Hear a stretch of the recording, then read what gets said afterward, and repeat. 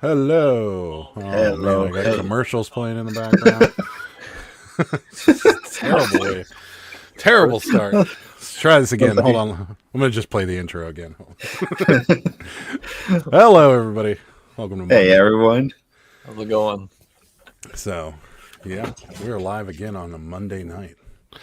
And a warm Monday night. We've just recently found out that almost all three places have the same temperature, roughly. We're all in the 50s. Even in California. Oh.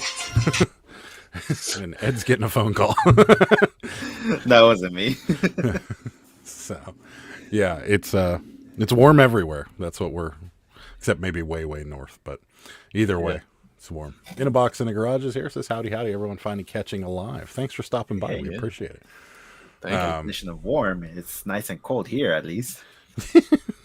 It's cold. It's cold. Sure it is. Well, I mean, I'm definitely gonna hate summer. That's for sure. I don't know how hot it gets for you guys. We don't get I don't know about, well, I don't know about your area, Jimmy, but in ours we get humidity. Yeah. And that's the killer. Like, yeah, it's humid and dry. It's nuts. Yeah. And the other thing that Pittsburgh kills me is, like, Pittsburgh will have days where there's, like, the rain chances are down in, like, the 20%. And what you'll get is you'll get a nice day with low humidity, and then this thunderstorm will blow through. And, like, you know, it's always on the days where you're planning, like, a barbecue or something outside. Yep. This little thunder cell will just blow through and dump rain on you for, like, 20 seconds. And then now it's back to hot, humid, and gross. And then everything that... You got to take everything back outside, and it just sucks. Oh, yeah. Same. Every time. It's Yeah. like, oh, man. We get that kind when we get the Santa Ana winds. I mean, I think you already know about that, Adam. Yeah, but that's horrible. still a dry heat. Like, the humidity the air feels thick. Like, if you've ever been to, like, Louisiana or Florida in the summertime, it's just this, like, you always feel like you're sweating because it's always the air has so much moisture in it, and it's gross. But we don't get that hot. Like, you get into the hundreds, we don't. If it gets anywhere near 90, it's news. So yeah, I really hope that doesn't happen, but I know it's gonna happen again this year, unfortunately. Yeah. Oh yeah. Yeah. You're gonna get. You know where you don't want to go when it's that weather though? The bins, because they have no AC in there.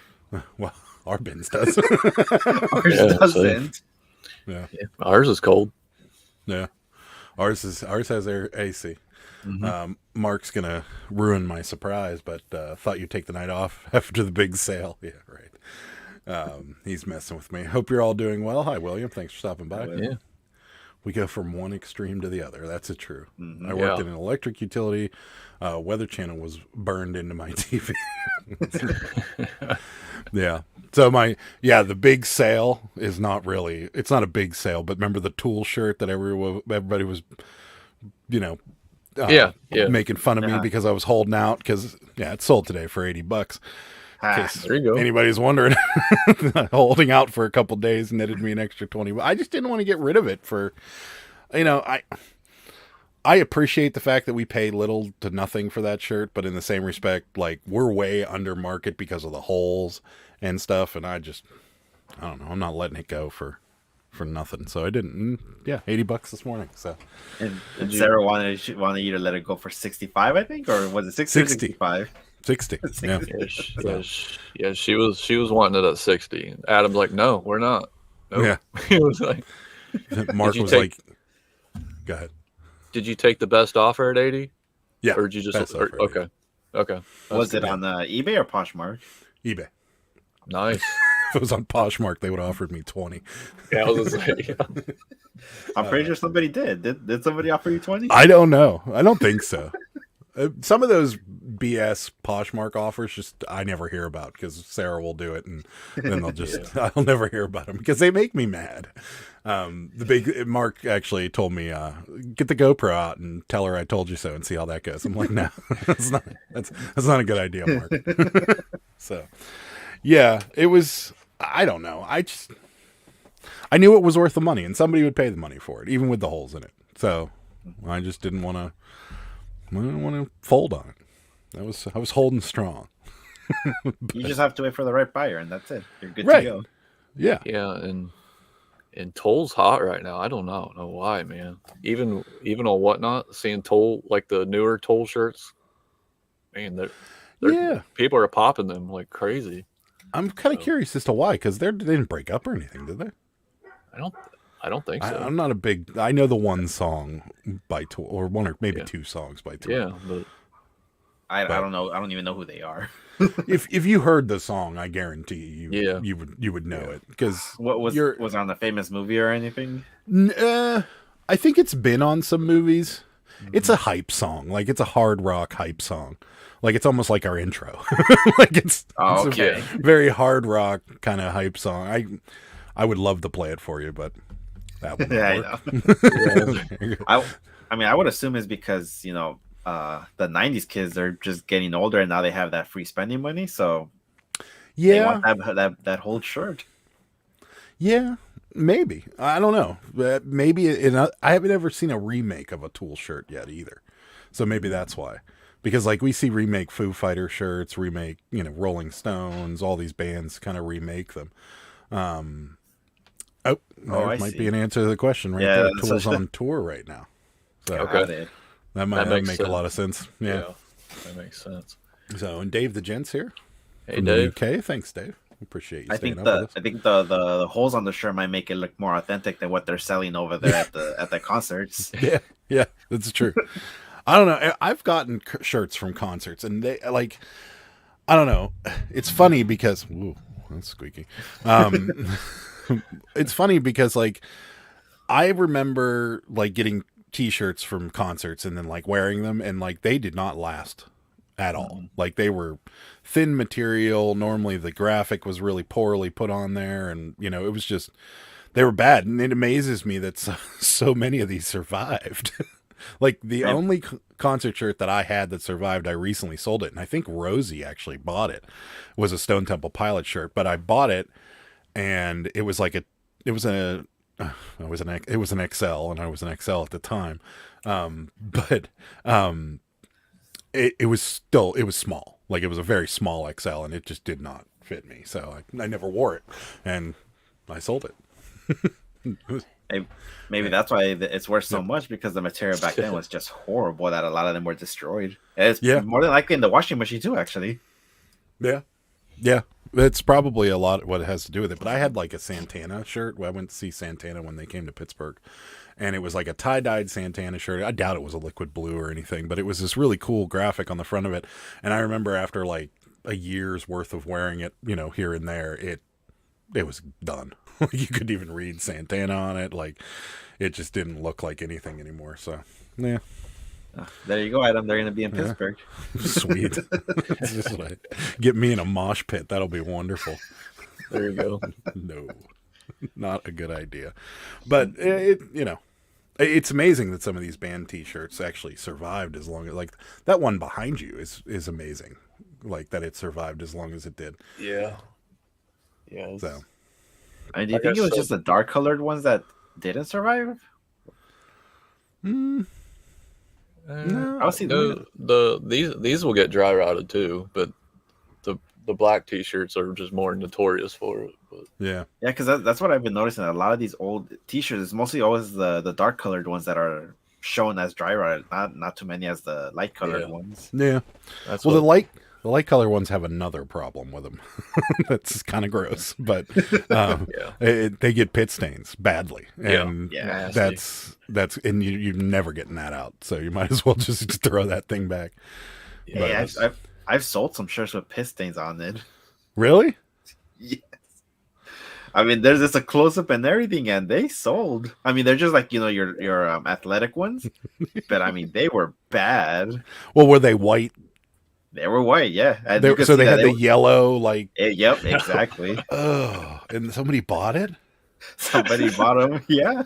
Oh God, that's disgusting. That is gross. Like I could understand like maybe a black shirt has like the white deodorant marks on it or something like that. It's no big deal. But I've sold those too. No. Ugh. I don't know. And these see? were all shirts that I got when I was barely starting. So at the time, I was just too excited. I was like, "Oh, this is a good brand. This is a good brand." So I didn't even check the pit stains, and not until I was taking pictures, and I'm like, "Oh man!" But I still put it up, and it's still sold. Okay, It's amazing. What people I'm buy. not gonna question it as long It as is it's gone. amazing. Yeah, that's what scares me when somebody's selling like a dead stock black T-shirt. I'm like, man, is it dry rotted? Because some people don't know how to test for it. They're like, Yeah. oh no, it's perfect. They need to be washed. I mean, yeah, that's the thing. But some of them are perfect. I mean, it depends. Maybe if they came from like Ed's area, they're probably better off than Yeah. our areas. Absolutely. I don't know. I don't know. I think they would be more heavily used here than they would be in the East Coast. Yeah.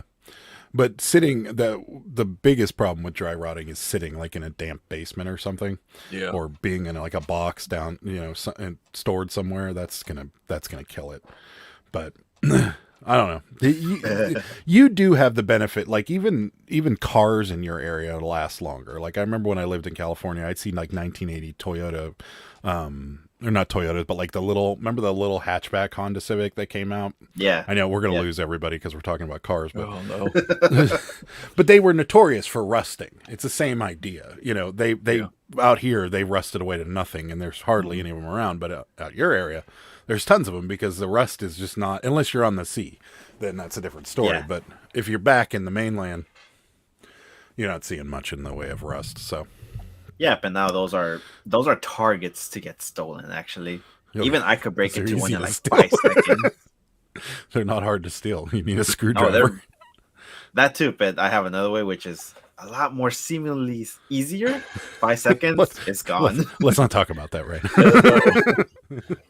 Behind the scenes. No, I'm kidding. Yeah, Jimmy's like, my neighbor has one. Can you? But yeah, I remember my buddy had a Chevy Blazer. It was like a 93 Chevy Blazer. It was a keyless start because you didn't actually need the key to start it. All you had to do was turn the little silver Yeah. thing on. It would start. He's like, he would do it and take the key out and throw it in the back seat and Yeah. drive away. I'm like, it's probably not good. I'm like, someone's gonna steal it. He's like, I wish someone would steal this car. Yeah, it's always the car that never does get stolen. No. It's like, what? Mark loves stirring the pot. Adam sold the shirt. I know. I just saw right now the other comment that he put 2 postcards for 35 and he sold an overrack for 80. Yeah, it has to be the algorithm. It's definitely the algorithm. Well, Always speaking gotta of blame the algorithm. speaking of algorithms, I guess we'll jump into the first topic we wanted to cover, which was what did Poshmark do to us? they messed with us and then they went back to it. Well, first, Jimmy, did it affect you? Well, like I said, I'm still kind of new on it, so I can't judge it. Like I said, I mean, I know, Mark, I sold a T-shirt on Poshmark that sold pretty well. So, but again, like Adam was saying, I was fighting this person. They were offering me like $30 for this T-shirt. I was like, no, I'm not gonna sell it for that. So we kept going back and forth, and finally, I took $10 less. I sold it for $90. It was a WWF shirt, so it was pretty Yeah. good. So Yeah. no, it didn't affect you. Well, I haven't Well, sold how- nothing today, so I don't know if something happened. I don't know. Oh How no, many- we're how many talking about listings do the you past when they messed with their algorithm over that weekend. What was it, last weekend? Not Yeah, last last weekend. The weekend before last. No, because I sold a pair of these. I sold a hat and I sold a shirt. So no, I've been selling. So It's strange. Well, it didn't mess with you either, Ed. So Yeah, like, well, I mean, I got one sale, at least one sale daily, and then once they changed it back, I got 3 sales instantaneously. So I'm like, oh Yeah. I guess it's back. so that's what happened to us is that we got like when the little announcement came across and everybody was sharing it on Instagram that okay, we're sorry we messed this up. We'll put it back to the way it was. And that day, I saw it that morning. We were at the bins, and then all of a sudden, sale, and I'm like, see, like we've adapted our business model to work with what you guys say your how your website works. So since we've adapted everything, you can't just go and change this. Well, and don't get me wrong. If they want to change it to be more like eBay, to where you're listing things and the more activity you have pushes you to the top of lists, it's fine. Just tell us. Like, just tell us this is how you get into the higher up into the recommended listings. Constant listing, constant activity will get you up there. Not, hey, it's a mixture of like 35 things that will help you get on the recommended thing, and one of them may or may not be Posh or VA. We're not, or may or may not be Posh Ambassador. We're not sure. Right. And see the thing. So the thing is, when I saw that letter, I saw it on. I forgot where I saw it first, but then I was recording the video, and then that's when Rosie sent me the picture. It's like, hey, look at this. I was like, yeah, I know, I'm making a video about it right now. And then I don't know if she sent it to you too. And then as soon as I uploaded that video, it just blew up again. So everybody was happy about it. But the thing is, they said just for now, it's not going to be permanent. So and the thing that also bugs me is they never actually said what these other factors are. All they said is like, yeah, sharing is still important, but other factors come into play. But it's like, wait, what's all these other factors? We would like to know. Right. Yeah. And I'm, like I said, I'm fine with the fact if that's what they want to do, but they need to tell us. Like, exactly. Like with eBay, we know how to get to the top of the list on eBay. Spend money with their stupid promoted listings and that new pay per click crap that they try. Is that still a thing? Like, or did they get rid of that? It's still a thing, and it's so dumb. Yeah. But it doesn't seem like anybody's doing it. I don't know a single person that's doing it. I think it's only worth it for expensive items, or if you actually know how to use it correctly. I really don't know how to use it correctly. That's the only thing. Yeah. And I'm not going to bother to learn how to even learn it anyways, because I'm not going to use it. I'm completely fine with regular promoted listings. Right. Yeah. Same. And yeah. But why don't they? If they would have let us know, like, hey, this is how you get onto the recommended list, then people would be fine with it. But they just were like, yeah, look what we're doing. Recommended. Have a nice day. And we're all like, okay.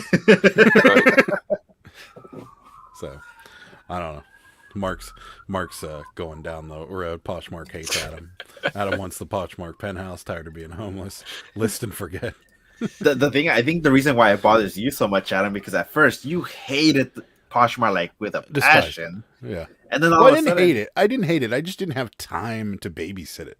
Like between this stuff and everything else I do in a day. And then, if you throw around the time we signed up, it was summertime. So that I had my landscaping stuff I was doing. Like, I didn't have time to sit there and be like, oh, it's 2:00. I got to and share all 75 items in my store. I just didn't have time to do all that. So it was not really, it wasn't really working for me. But then when I found a way to automate it, whew, game changer. Yeah, exactly. And then it became your second highest. So it bugged you because I think you had such a great run for like I think it was 2 months straight, and then boom, a change. Yeah, it was. Yeah, it was annoying.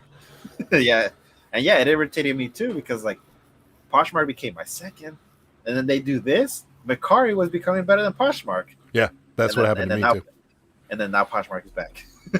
Well, so Jimmy, how frequently do you share your closet because you're doing it manually? So do you actually take the time to share everything all the time, or are you like me where you're just like three times a day? Generally, I try to do it. I do it when I first wake up, and then when I go to lunch, and probably sometime in the evening, probably right after supper, I do it. But yeah, I try to stay persistent. But yeah, you're right. I'm like, crap, I forgot to share it. But yeah. Are you a Posh Ambassador yet, Adam? Yes. Nice. What do you need for a PA2? I don't know. I didn't even look at it. I got the notification yesterday that you're a Posh Ambassador. Do you have to sign up for it? I'm like, I have to do something else. Yeah, you do. And I'm like, oh crap. And then I'm like, oh, I just have to hit this button. So I hit the button, and I'm like, oh great, Posh Ambassador. I'm like, but since then it's been huge. Like we really blew up today with Posh. Yesterday and today have been amazing with Poshmark, and Poshmark is. I don't know. To me, it was at first. It was a clothing website. It was like a little bit less funky Depop to me. Yeah. And now it's like everything, like literally everything is selling on Poshmark. We sold Squishmallows today. We sold Funko Pops. We sold clothes. We sold all kinds of stuff. So, Hey, it's awesome though. works. So, yeah, it's an interesting platform. They can't go back to doing what they were doing. They can't ever go to the recommended thing unless they're going to give us a clue on how we can get into that recommended panel rather than just being like, yeah, it's recommended, and you're like, and what makes it recommended? Like, Yeah.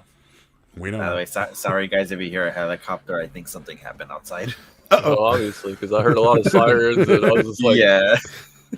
Wait a minute, Ed. Is there something you're not telling us? So, I mean, I hope not. we see Ed's camera go off, and like, Yeah. Well, if it does, it was nice knowing you. Ed's, they're getting Ed for tax evasion right now. Oh God, no! I do everything legit.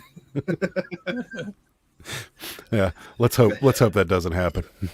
Yeah. geez, Chris was like, But Although- Jimmy, you should, As far as viral video goes, couldn't ask for a better one there. Ed got Yeah. arrested live on camera. and there's no way you. They're gonna that be would like, make the perfect intro. right? They're gonna be like, Ed, there's no way you spent $2,000 on tape. Did you see his boxes? I believe it. He did. I'm joking. Yeah, I'm pretty sure. I wish I would have taken a picture of it to show everybody what we're talking about, because it is. You do love that tape, and there's no chance of recycling the box you're using. Like, there's no chance. Well, I could take a screenshot from the video from when I did the what sold, and it's right there. Yeah. Oh man. Yeah. We like when everybody sends us stuff, we normally keep the boxes and we put them like back here. And yours didn't make it into the pile, it went right into the trash because the amount of cutting I had to do to get it open. Hey, at least that's how you know it's not going to be wet from the inside. No, it's not. And nobody's going to get into it. They're definitely. You're golden if you send something media mail that shouldn't be sent media mail, because there's no way the postmaster is going to even try to open that. So. Good thing I never have to use media mail. Yeah, John's here. What's up, John? Hey, John, Thanks for stopping John. in. We appreciate it. Man. Oh, but I was going to ask, Jimmy, you should try to be Posh Ambassador too, or just regular actually, because that's when they unlock the bulk sharing feature. And for Yeah. you, a little bit of listings, that would actually be worth it. I don't know if you have it right now though. It would take him forever to share. Like, you shared my class. Oh, there you go. Forgot about that. That's how Ed tapes everything. It would take you a while to share people's closets. You shared a bunch of mine the other day. Yeah. I was actually That's going to text possible, you and ask if you got Posher VA, because all of a sudden it just kept coming up, and I'm like, did Jimmy get Posher VA? No, I just went into your page, and then I just hit that refresh or that little button, and I just go to my followers, and just work my way down. Yeah. I mean, even at this point, I think Posh VA would still be beneficial to you. The only thing is you just have to keep your computer on. Yeah. I don't know I don't know. Maybe. I mean, if you're planning to list consistently, and Oh, yeah. you know what, that 75 listings is going to be turning to like 200 in a couple of days, don't you think? Yeah. Yeah. Like I said, it's a nice platform to post. I mean, the list on, but now I see where the cross listing would come in effect, because as soon as like I hammered my Poshmark, like, and then I was like, okay, now I'm gonna start putting it on eBay. I was like, oh crap. Yeah. So that's where it started getting annoying, but Yeah. And so, I mean, are you still using Vendu, Adam? Uh-huh. Has it For now. gotten better, or is it still slow? No, it sped back up, but there was a glitch in it the other day, and like it wasn't delisting anything correctly, and so like there was like 8 or 9 items that we had to go in and manually delist, and I'm like, ugh, don't tell me this is going to start doing the same thing. And there's got to be like some company that will build something, and somebody told me Shopify does it with eBay. They have their own. the little thing with eBay, but it's eBay only. Like until they expand to Mercari and Poshmark, I wouldn't even take a look at them. But what Shopify does is it checks your eBay store and cross-references it towards everything it knows that is on eBay. And if something's not there, it'll just pull it down. Which would be like, and I'm not a computer programmer, obviously, because if I was, I'd find a way to make my channel bigger. There's got, like, some programmer out there has got to be able to figure this out. Like, this doesn't seem like this would be all that difficult to figure out. I mean, maybe I'm wrong, but it just doesn't seem like it would be that difficult. So I mean, I'm not a programmer either, but I could imagine that it is difficult to figure out because you have to integrate so many factors into it. It's like you have to transfer data from your program over from whatever eBay's doing and from whatever Poshmark doing from all whatever other marketplaces are. And that's kind of hard to figure out. And I don't know why I have a feeling that somebody out there does have it, but they're using it for themselves because they don't want that same feature for their competition. Yeah, maybe. But I feel like if it's not, so like if it's not one place, like let's say you have this thing automating your reselling in the background, and it checks Poshmark and it doesn't find it on Poshmark, then it's just going to pull and delist from everything else. Because if it's not there, it needs to come down on the other ones too. So I don't know. I mean, I just feel like somebody could do this. there's somebody out there could do this. I'm pretty sure somebody can, but again, if it's a reseller, they're going to use the program for themselves because the only way they'll make money off of it is to charge an exorbitant amount. I mean, List Perfectly, yeah, I know it's kind of expensive, but to me, it's worth it, and to others, it's not. Even the $30 a month one for some people are not worth it, as you know. Well, we're getting very, very close to Hammock level because we had to up our Vendu subscription because we were cross-listing a lot more than we have lately. And Vendu only has a certain amount per. So we upped it to the 600 one and we're paying $60 a month now. Oof. So it's pricey. Yeah, and I mean, you already know mine is everything is unlimited, so I'm in control of everything. Right. Adam will be a fully automatic reseller as soon as he figures out how to automate the shipping part. You are 100% correct. If I could do it, I would. All of the services are trying to do that. If it was easy, they would do it. Both Vendu and List Perfectly have been trying to do it since the beginning, and they always bring it up. Integration is what I use to do the R&D is probably where they struggle. Probably. Yeah. I don't know. It's sooner or later I'll be able to automate everything. It'd be great. I'll just click the robot on. Instead of me here, it'll just be a robot. It'll be like, "Hello, everybody. Welcome to the show." Right. It'd be great. I could just sleep all day. Right? But to Jimmy, if you're gonna continue growing the way you want to do, I would research the one that you like more better, because eventually you're gonna get confused and you're gonna get some orders like, wait, I saw that 2 months ago, and then you're gonna get a ding for no reason. Yeah, that hasn't happened yet, but like I said, when I sold a pair of those on Poshmark, like, oh crap, now I got to go to eBay and deduct one, so Yep. Yeah, it does help. So like the way we do it is we list things on eBay first and then pull everything out of eBay.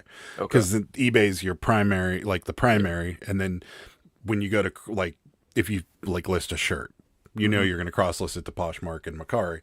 So as long as it's in eBay, we just pop it over, and it's a lot easier that way because then everything's always on eBay. Some things are on Poshmark and Mercari. We just kind of keep it that way. I do the opposite. I start on List Perfectly and then I cross post to everything. Yeah. Sarah cross listed over 600. That's right. So he's getting married soon. It begins. My video editing application finally failed too many times for me.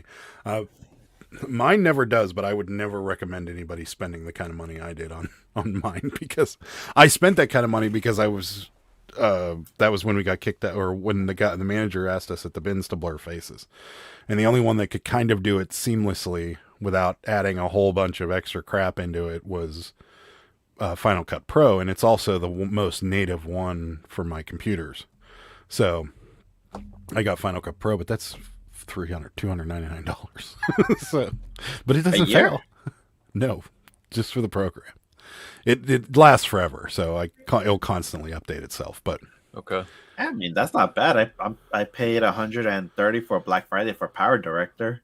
Oh really? And I gotta pay. Yeah, and I gotta pay that again next year or this year.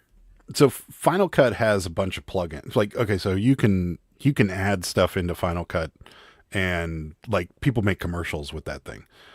Like it's a very popular with like Hollywood apparently, and so I got it, and I'm using it. I'm probably using a quarter of what the capabilities of the program are because I'm not doing hardly anything. But it makes transitions easy and like fading in and out easy and stuff like that. So it wasn't a big deal. So, see that? Yeah. Changed app also speeded up my editing and exporting. Bought a new MacBook Pro. That's what you need. Nice. Sarah's actually self-automated. And Random Chick Pickers here says, "Hey y'all, Hello. How are you? Hey Leanne, how's it going? Thanks for stopping by." So, can I bring up my topic? Yeah, go for it. Might as well. So, I thought of this because of this shirt right here that I got on Adam's Whatnot. That's right. And it just made me think because I did this to Jimmy by accident, though. Oh, what? Yeah, what do you think is the proper Whatnot etiquette if you know a person? So the person that I was bidding against, I don't know who the person is. So we were just bidding back and forth. I didn't know if he really wanted the shirt or not. So be it. But say it was between me and Jimmy. What do you think the proper etiquette would be? Just battle it out or come to an agreement? I'm going to let Jimmy answer this. Well, I would say battle it out, man. We joke around saying there's no friends at an auction because there's, well, Adam and I got into a battling, before. That's right. And Sarah and I do it pretty much daily. It's funny, we'll battle each other. Finally, I'm just like, we're done. No. But I have backed down to like, and if I see a fellow YouTuber on there, I'm like, okay, I'm gonna, because I really don't need nothing, so I'm just like, all right, we're gonna be done. But if I want it, I'm gonna pay for it. That's the thing. So here's the thing with that is that battles are great for us because there's normally no end to the where this is going to go. This $30 shirt or $10 shirt is now going to be a $35 shirt because there's just two people that are like, no, you're not having it. Especially if like we've had, there's a couple people that kind of duel in the chats, like that are from other, like that are t-shirt sellers or t-shirt buyers or whatever.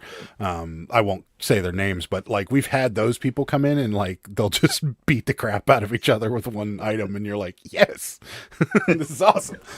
So, but I don't know. I don't think there really is an etiquette because like we're friendly with people in live auctions and I have no problem going up against them. Like, and just being like, yeah, I want that. I'm sorry. But there comes a point where, you were buying that shirt for yourself. So there's not as much of a ceiling on it, but if you're buying it to resell, you got to stop at some point. Right. And and it really just boils down to who wants to make the least amount of money at this point because I don't know. I mean, for me, I've bought things knowing I'm going to make like $20 on them. And then, I try not to do that anymore, but it has happened, where I'm like, I'm not going to make much on this at all. So. Yeah. Especially if it's sudden death, you don't have a choice. I mean, it comes down to that last second, man. Yeah. And that's something else too. I was actually in another auction that it just happened to catch my glance, and it said in the other fashion, it was just a bunch of shoes in boxes. I went in the auction, and like I told you, it's the same kind of shoes that I'm selling, and they're all selling for over $10, $15, even $20. So I think one of them went to like $90 for a beat up pair of Nikes. Yeah. So I saw that guy whenever you sent me the message saying that guy was there, and I brought it up and I was like, wow. Yeah. This is the first. for me.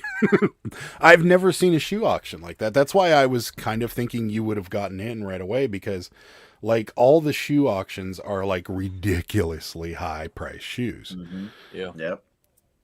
And I Yeah. was like, I don't understand why they wouldn't let somebody in to sell just regular, shoes that we sell on eBay all the time. I just sold, well, they're not here yet, the SBs that I found at the bins that I cleaned. Mm-hmm. They just sold them. Like, and that didn't take long. It was like, what, 3 weeks at best? Yeah, So- and after seeing that auction, that's when I messaged you guys. Says like, hey, I'm trying to get into this now because the exact same thing that he sold, I see him selling it, and it's a fast turnaround. That's the thing, and they were selling. So Yeah. I mean, I don't know. He had Yeah. a following though, so that's kind of what did it. So I guess I'll tell the story. So like when we first got accepted to Whatnot, we were watching like a bunch of these t-shirt people because we knew that's kind of what we wanted to sell. And we were watching like, the guy that sits on the floor and a couple other people that were, had been on the app for a while and had a following. And we were like, oh man, this is going to be great. Like they're selling for $12, $13. Even the modern stuff is selling for like $12, $13. And we're like, this is so easy. What you don't realize is that like a lot of that comes down to the following that you have. So like when people start getting used to the fact that because our first 2 auctions were huge because everybody was like, oh sweet, they're new and it's, people, the YouTube audience came over and a bunch of other people came. So it was kind of a little different, but then after the first 2, they started to kind of nosedive a little. And it was because like, I think the newness of us wore off and a lot of the YouTube audience just said, maybe we're not going to do this. Right. And so forth. So, and then now we started getting like a following outside of YouTube. And so now our prices are starting to go up again. But that's kind of what I was saying to you. Well, the moral of the story is that guy that was selling them probably had a following. Your first couple auctions may not be as successful as what you just saw. So Yeah, that's but like you said when I was first applying, that's exactly what you told me. Actually, you better be ready to lose money on some of those because you need to build your following first before you could get where you want to go.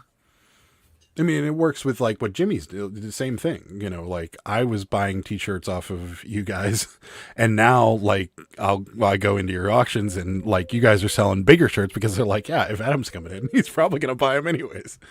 So, there was the other guy that was on. Can't I think of him? The guy that I was in the bidding war with the action figures over.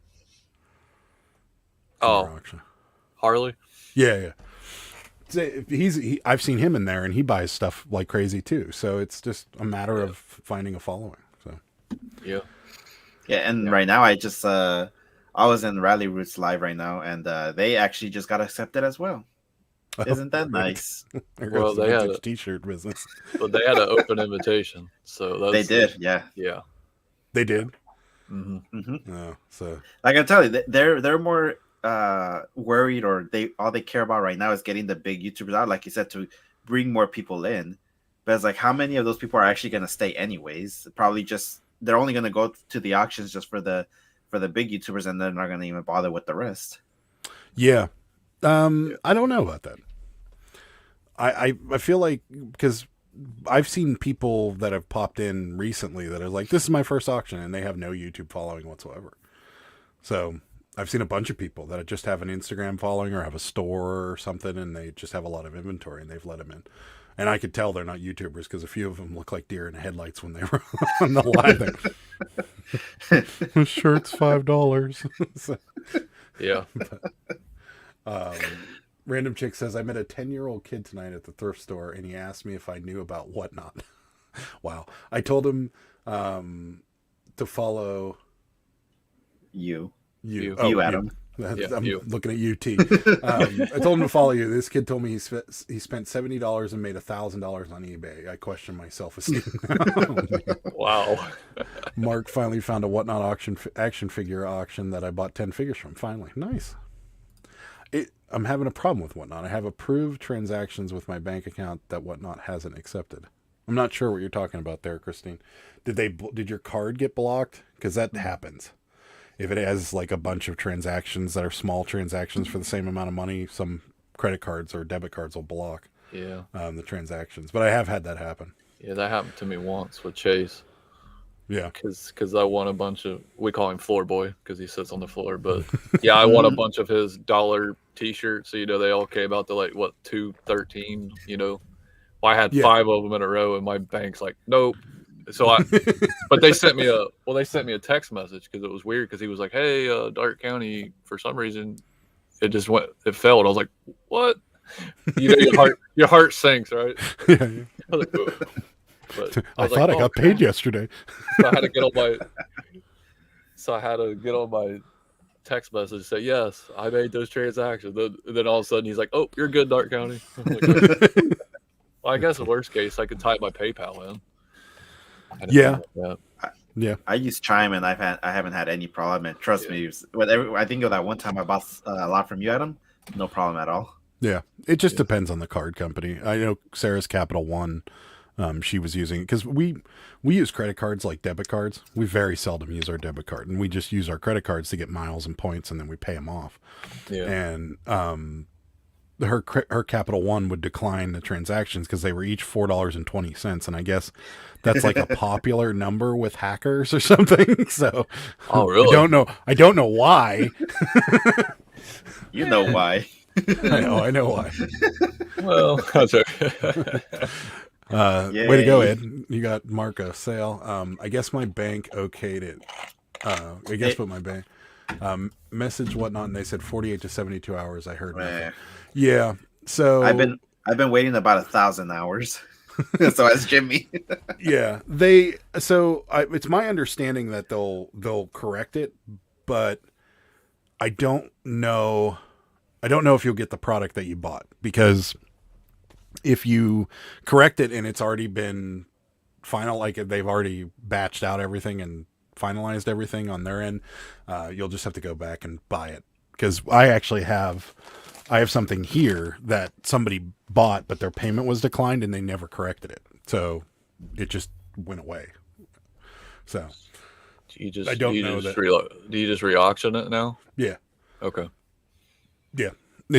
But what happens is like at the end, whenever we're done with the auction, I go in and I take a look, and the next day when I go to ship everything out, I got everything in front of me, and that didn't even appear as something that needed shipped out. Like, it's just not there. Okay. So they just don't even include it as like if it fails, it's gone. But you can't re-auction it right then and there, because they do have an opportunity to correct it during the auction, and it will just go that, it will just go back into what I have to ship out. But so you can't, that's what I'm saying to Christine is, all that stuff you bought, if your bank declined it, you probably have no chance of getting it at this point, because it's probably been too long, and the buyer, it doesn't even show up in their list of things that, I think I'm not going to be able to bid on whatnot. No, I don't know about that. I've never heard anybody having that problem. Mm-mm. Mark tied his PayPal to it, so that might be actually the better move, Christine, is to tie your PayPal to it. If there's anything in your well, I guess you could use a bank account or whatever. My PayPal hasn't had anything in it since eBay stopped using it, so I'm still using that. I remember when I got approved for managed payments was the week after my PayPal debit card showed up, because it took them like forever to give me my debit card. And it shows up. I'm like, oh, sweet. Now we don't have to like transfer things. I can just use this debit card to pay for stuff. And then like eBay sends me an email and they're like, congratulations, you've been entered into managed payments. And I'm like, oh crap, there goes the use of that. It's in a drawer. I haven't even looked at it. Yeah. So, I mean, since being on managed payment for so long now, what do you think of it?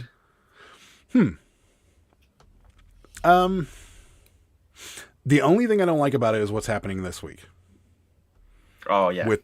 When they have a Monday holiday, they can't process, and I don't understand why. Like, it doesn't make any sense to me.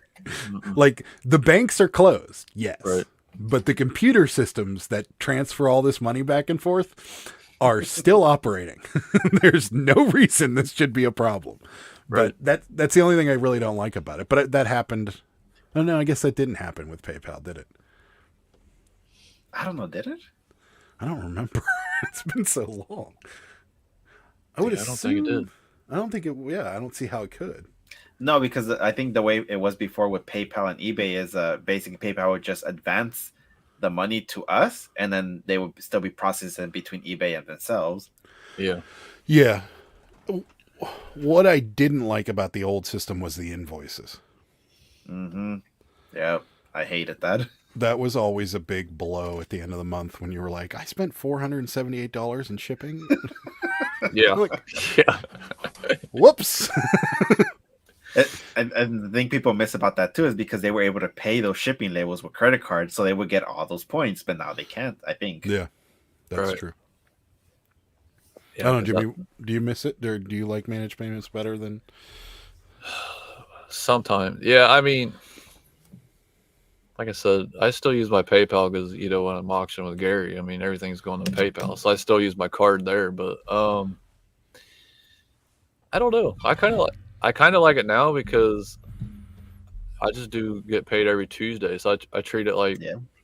I treat it like a paycheck. So I Mhm. mean, because I'm paid every 2 weeks, so it's nice to to have it persistent. Yeah. But I mean, yeah, it sucked at first when it first switched over because everybody switched differently. So I think I was one of the last ones to actually be switched over to it because Yeah, well, that and I didn't have my store yet. It was when I switched over my store, everything kind of flowed fast. But no, I don't know. I kind of like this way too. yeah. I mean, I like this way better mainly because they take everything out now. Like you don't have to pay nothing at the end of the month. Whatever you have is what you have, and Yeah. you know what you got. Yeah. I mean, and just like Jimmy, I do the weekly. I don't need to do the daily, and it's just like a second paycheck for me because I get paid every 2 weeks also.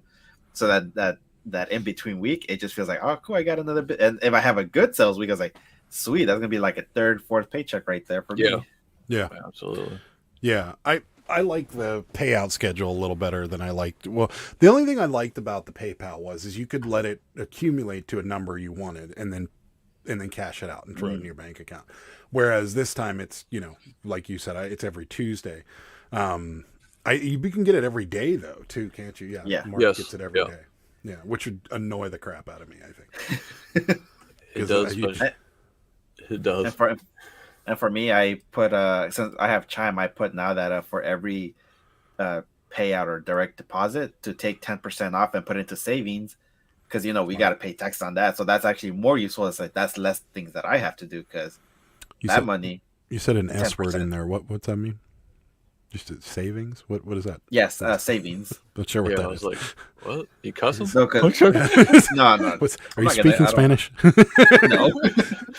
Savings. So for every Tuesday, for every Poshmark, Macari, or any direct deposit, is gonna take that 10% from whatever the amount was and put it into the savings account of Chime, and yeah, that little part is saved for the side when taxes come because we gotta pay it, unfortunately. I mean, do you though? I'm joking. No, please pay your taxes. Oh, and I also do roundup also, so that helps out too. Yeah. That it is. Yeah. Saving would be smart, especially for taxes. We tend to charge it and then pay it down over the years. Right. Buying Spaces says hello, everybody. Hello. Hey, Myra. Hello. How's it going? Thanks for stopping by. Yeah, it's a smart move. Sarah just texted me and she's like, "That 10% is actually a really smart idea."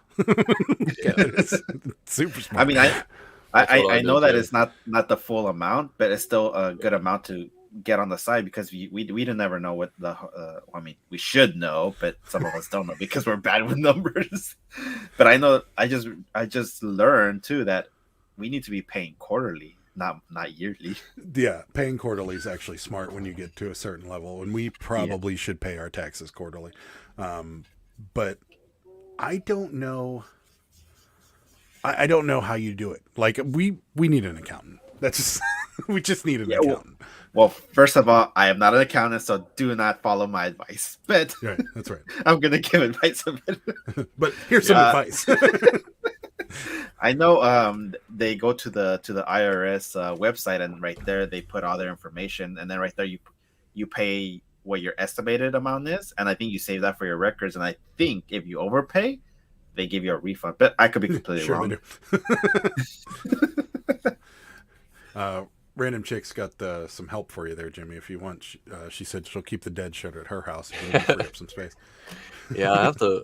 I know it is a single stitch, but I have to research it because I know it's hard to tell. But that is Jerry Garcia right here inside that. No kidding. Head. And then it's, What year is it from? I'm not for sure. That's what I have to research it because I don't know if it's a prototype or. We know if it's from the year he died, it's worth a lot more, right? Yeah, I'm trying to. Yeah, I'm not for sure. I have to. Like I said, it was a fluke how I won it on a whatnot auction. It's awesome. Mark, like when I won this thing. Yeah, it is. The dude ended the auction. He was done. He was like, "Okay, I'm done." I'm surprised he sent it to you. This is why I love QuickBooks Self-Employed. We also have QuickBooks Self-Employed, and it is really good. I use GoDaddy bookkeeping. Well, I don't know if so. One of the advantages to QuickBooks Self-Employed is and it's a little scary at times, but it tracks your trips. So, like when you're driving from somewhere to somewhere, it'll be like, "Hey, this, is this business or personal?" And all you have to do is swipe right for business, swipe left for. It's like a dating app. Swipe right for business, swipe left for personal, and you can categorize all your mileage really easily. The problem is with our business, like your write-offs are always kind of weird because you write off. Like not an accountant, but you write off shipping, you write off all your inventory, you write off all that you've spent, and all kinds of stuff that you can write off, and that's where the big even food, which we have to talk about Jimmy's problem with taco today too. Oh, that's all right. Mark, be ready to be by the printer. I'm joking. Marco, stand by your label printer. For sure, Banger, first time user of that word. Yeah, nice. Definitely I'm glad you. Estimate what your profit will be for the year and then divide by 4 estimated quarterly taxes. Yep. It's hard to estimate though because I don't know how much we're gonna make. I got my 1099. I don't like talking numbers, but me and Sarah went, "Oh, no, we sold that much." At the end of the year, it transferred to TurboTax. It was super simple. Yeah, it is. Did you win that from Pop Tart Boy? I did. Yes. Oh, really?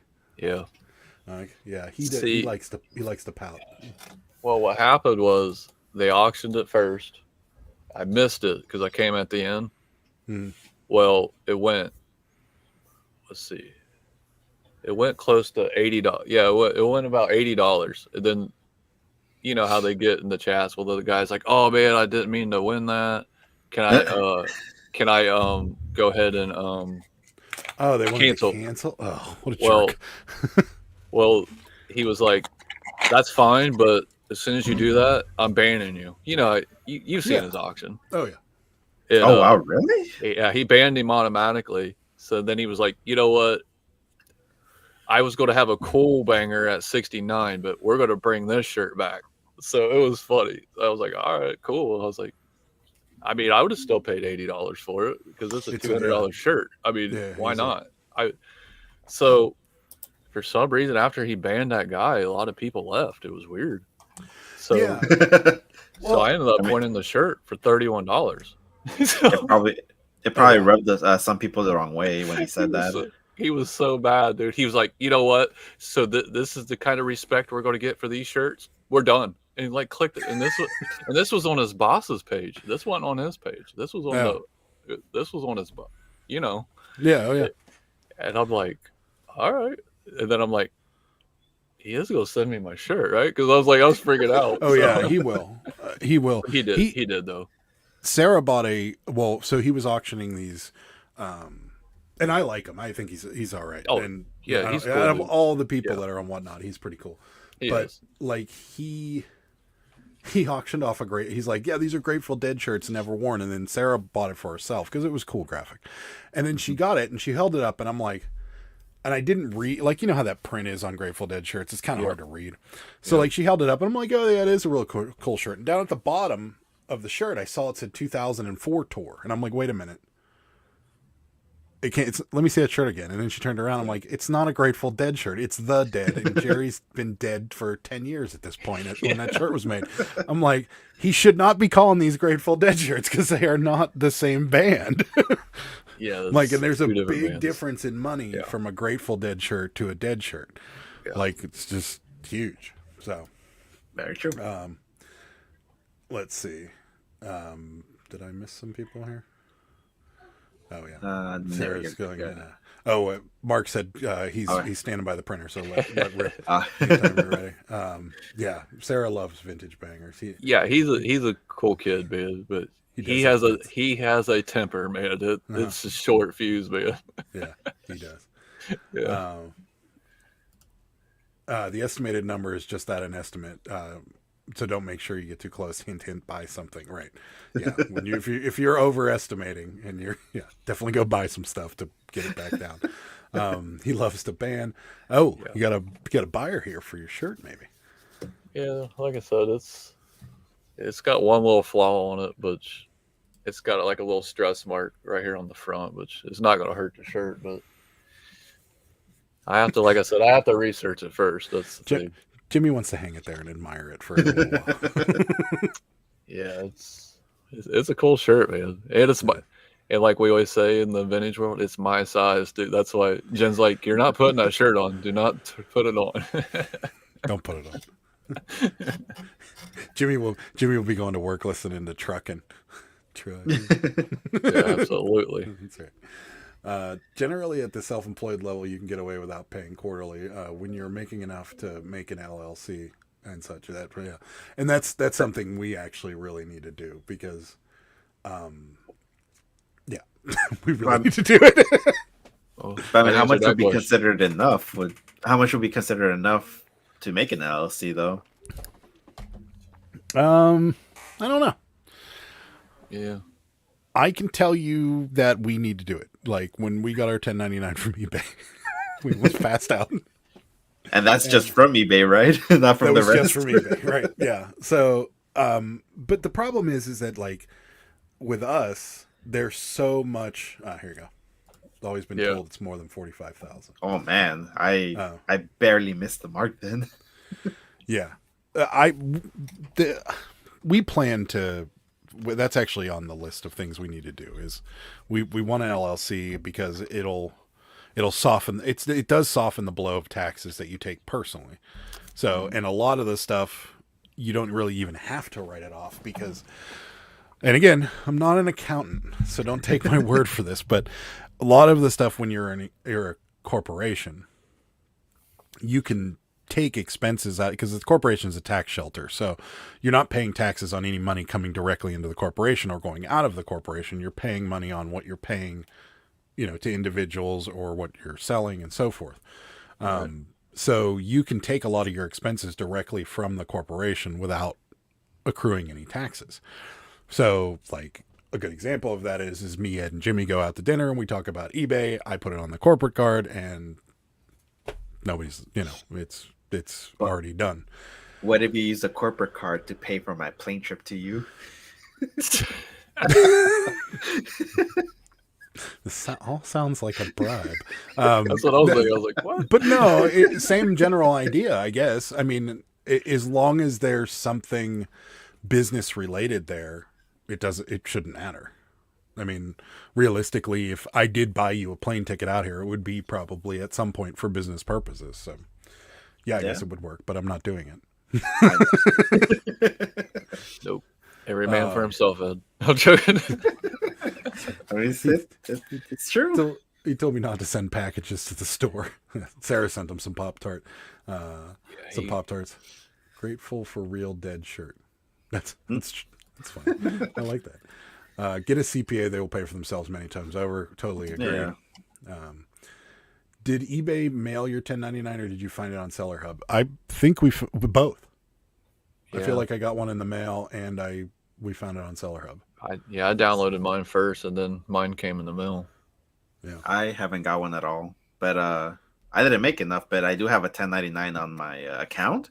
But they said that it's not valid, or that eBay did not report it to the IRS because we didn't meet the threshold. But this year, of course, is changing. So this year, it is definitely being reported. Mm-hmm. Yeah. Penalties are crazy, even if you don't know you needed to it. They come in the form of a letter from the IRS. Yes. Yep. Don't want those letters. They mail it in you. I was lagging. Sorry. Maybe, Adam, you should stop. The IRS is watching.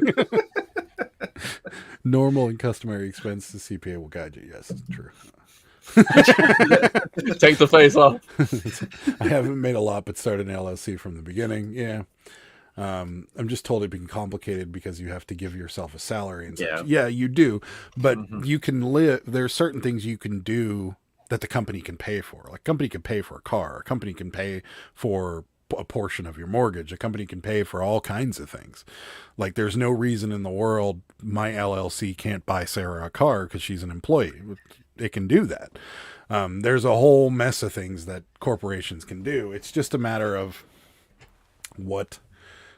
how much you want your company to be involved in your life. Because if that company goes under, you're going to have to transfer it all back over to you and then explain where you got it from and for how much.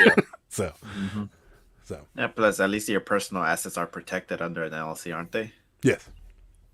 Yeah. So I mean, that's the most important part right there. Yes. Yeah. So then Sarah says, "I have a car, thanks." All right. So what happened to you, Jimmy? We'll talk about some food here because that's really why people came to watch us. All right. Well, generally when I do lives and that kind of stuff, we don't have time to really cook dinner. We go out to eat, right? Well, Jim gets called into work. I have to go to the store, but then I have to go pick up one of my kids at school. So it's all midstream. I was like, you know what? Yeah. I don't want McDonald's today. I want Taco Bell. For some reason in the world, I want a Taco Bell. So, and I'm like the most boring person at Taco Bell. I get bean burritos and a Baja Mountain Dew, and I'm consistent with it, right? So we go. Of course, there's a line all the way out. So you're like, oh crap. So, but it's moving. Whatever. Right. So I get up there. I tell the guy, he's like, "What do you want?" And I'm like, well, he was nice about it, but basically I was like, I want 3 bean burritos and a Baja Mountain Dew. Wait, no cheese, just bean? You mean bean and cheese burritos, right? Yeah. Okay. Sure. It's loaded. So yeah. Well, and he was like, "Sir, I'm sorry, the Baja Blasts were out." I was like, "Oh no, seriously?" It's like, well, then it was kind of weird. I was like, "Well, I don't want Pepsi," and then so I'm looking. Yeah, I'm like looking. And I was like, "What about the pink lemon?" We're out of that too. I was like, "Man, what is wrong with this Taco Bell?" Like, well, then I don't want. Well, it's weird. Is like, I was going to get a Sierra Mist, but for some reason the water that Greenville's using, it tastes like chlorine. I was like, I don't want that. So I was like, all right, I'll just take a Pepsi, whatever, man. So, right, I know, that's what I said. That ruined my thing. So I get up to the window, and they're like,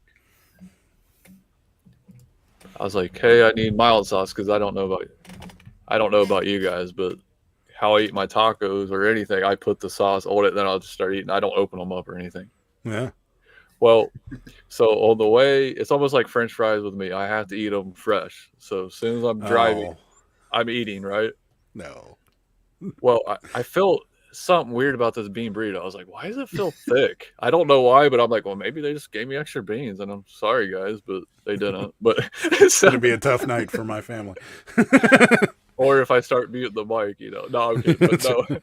Well, so I put the sauce on it, and then all of a sudden I was like, oh no, I hate lettuce. So that's the first thing, man. I'm like, what in the beep is this? I was like, there is lettuce in this bean burrito. Who does this? This is not part of it. So I get mad, dude. I'm like, are you kidding me?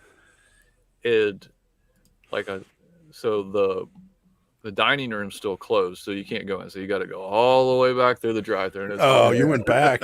You didn't just suck it up. No, I can't scrape it off. It's like tomatoes, man. I can't scrape it off. All right. So I get back up there, and the same guy, Obviously, I was like, yeah, I just ordered, and I got these bean burritos, and all 3 of them have lettuce on them. I was like, who in the hell puts lettuce on a bean burrito? Like, I say it through, I'm like mad because like now I'm like, this is not good. Yeah. I still got to eat. I got to get a shower, you know, because this is late, so I have to take the shower earlier. Right. Because you know I get bedhead in the beard, so you can't have that. You could try and go to sleep with a wet beard. Like you don't want to half count. sticking You up. don't want to count like on a beard, but no. So I'm like so mad, and the guy's like, "Well, you couldn't scrape it off." I was like, "No, I'm not scraping it off. I did Oh not." no! pay. Wait a minute. Yeah, he did. He was being a butt, dude. I'm like, he was like, "Well, I'm not for sure how you're gonna make it right." I was like, "I need 3 bean burritos, and you can have these back. I don't want." Pretty them. obvious how we're gonna make this right. I was like, "What are you talking about, man?" I was like, "Well, then he tries to charge me." I was like, "I'm pulling forward." So I went forward, and I was like, "I'm pulling forward. If you don't have my burritos, I'm coming in there." Well, then it was funny was, you know, we're talking about T-shirts, right? So I seen their Taco Bell shirt. I was like, "Hey, dude, you got that shirt in extra large? We'll call it even." I'm serious. You know, just like, I'll eat the lettuce. Just give me the shirt. Finally, their manager comes up, and it was like, of course, it was like a young girl. She comes up, so sweet. She's like, "What happened?" I was like, "All right, so."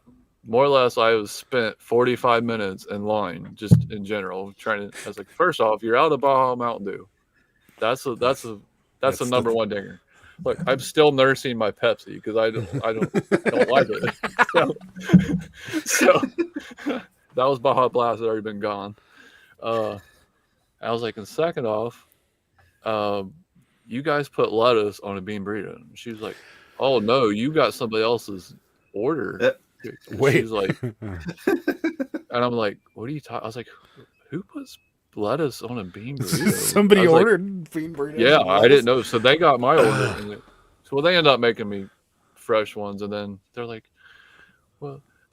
"Well, we gave you free cinnamon twist too." So I was okay with it. After that. It worked itself out. But I'm like, why would? And I told that, like I told her, I was like, you need to like tell that guy.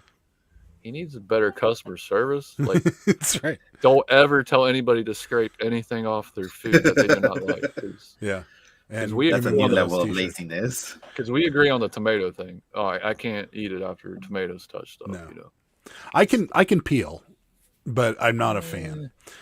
I mean, tomatoes, at least for the most part, come off all in one piece. The shredded lettuce would be impossible to get all that. Especially, and that's a thing with bean burritos. Like, first of all, the two textures would just not work. No, it was weird. Yeah, but like picking pieces of lettuce out of the refried beans would be impossible. Like, you would be there. You'd literally be like, well, I mean, very seldom you will get like one piece of lettuce in your bean burrito. I mean, it happens because they're making it all on the same line. Yeah. It does but this thing was packed. And I was like, what is going on here? This is disgusting. But random chick says my boyfriend throws a man tantrum if he gets lettuce on his tacos. See, I don't mind lettuce on the tacos. I hate lettuce, man. It's nasty. Did you have the GoPro on? I should have. I should have just started recording on my phone. Right? Rosie says that's more of a TikTok content than it is YouTube content. Yeah. Have you tried the new Cantina taco? They are so good. I didn't know they had Cantina tacos. I didn't either. Yeah. What is it? Yeah, tell us more. I may have to go back now. What is going on? Mark hasn't been to a fast food joint in a long, long time. That's just... Are those the chicken ones?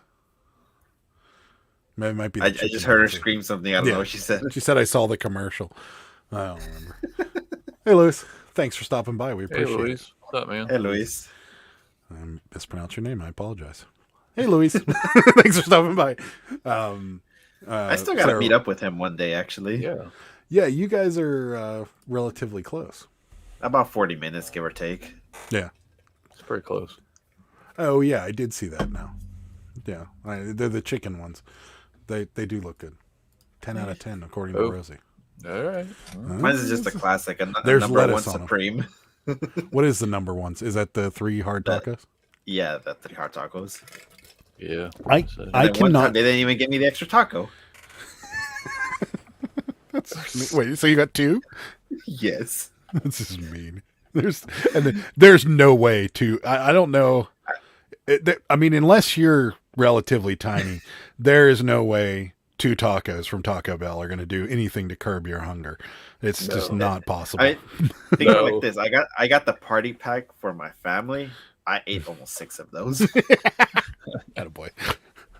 I mean, they're not that big anyways, man. No. I could almost kill one of those party packs. I probably could take it down if I was hungry enough. I would not like myself later that day, but I can do it. I mean, you'll be seeing the tacos again. Yeah, let's hope we don't have a live that night. Let's just put it that way. When I go to Taco Bell, I can't help myself. Like, I can't stick with one thing. I don't know why, but it's only Taco Bell that does this to me, where I got to order like a chicken quesadilla, a soft taco, a bean burrito, and something else. Like, I have to have like this eclectic mix. And I'm the same way at Mexican restaurants. I love like the numbered platters that have like the enchilada, the taco, and the burrito or something. Like, those are, I got to take a trip around Mexico every time I do it. It's just something I do. I don't know why, but I totally party do. platter. Yeah, that's right. Sarah says I could totally eat a party pack. I could kill it, man. I could kill it. I should be listing. So should we. Yeah, pretty much. Yeah. Best thing Rosie's ever had from Taco Bell. This is funny. Oh, I see. Sarah's awake now, or did someone step on a cat? It could have been both, actually. There'll be a lot of YouTube views if he ate it. If you do that as the intro, yeah. Oh man. I consider Taco Bell to be a gamble. It's 50-50 chance whether we get what we ordered. See, I think that's only if you order a lot. If you order like just a decent amount, you'll get what you want.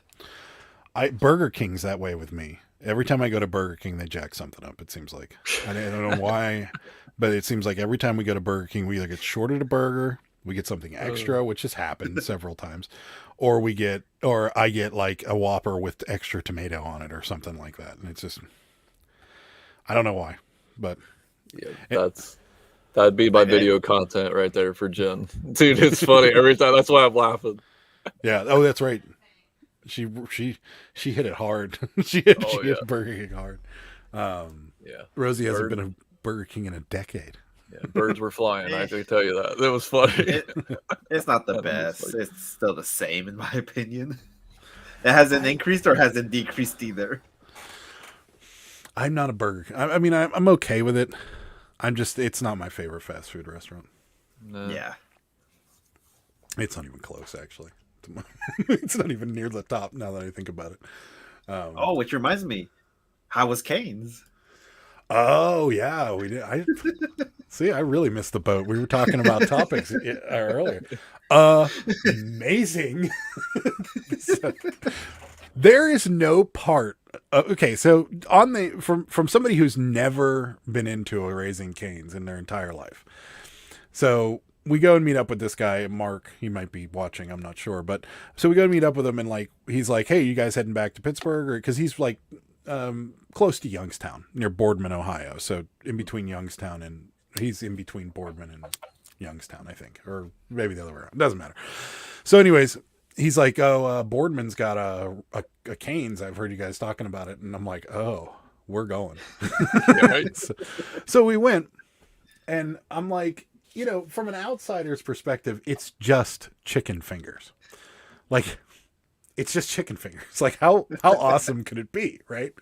So then you go in and, like, there's all these screens. Do they all have disco balls in them, or is that just a Boardman thing? It might just be yours. Ours is just a regular... Yeah, ours is just a restaurant, so ours has 3 disco balls in the middle of the restaurant. I'm not even kidding you. Like there were 3 disco balls spinning around in the middle of the restaurant. Cool, and then there's screens, and they're talking about this sauce, and I'm like, what is this deal with this sauce? Like nobody's out of the 2 people that I talk to the most on YouTube are you 2, and nobody's mentioned this sauce, and I'm like, I did mention it though. You did? I don't remember. I told you that if you do end up going there, I think it was when you were going to the sale in Ohio, and I told you if you do, make sure you get an extra sauce because you're gonna want to dunk the chicken in there. Yeah. So we go, and I'm like, I remembered the Caniac combo because that's what you get, Ed, and I'm like, all right, getting the Caniac combo. Sarah got the 4-piece, I got the 6-piece, and then you get 2 sauces with the caniac combo, and I'm like, what is this sauce? How good could it be? Holy crap. You could put that on a shoe and it would taste good. Like Yes. I would eat the slippers behind Jimmy, right, all of them with that sauce. Like there's no doubt in my mind that they were that good. And you could literally dip everything on your plate in that sauce and it tastes twice as good.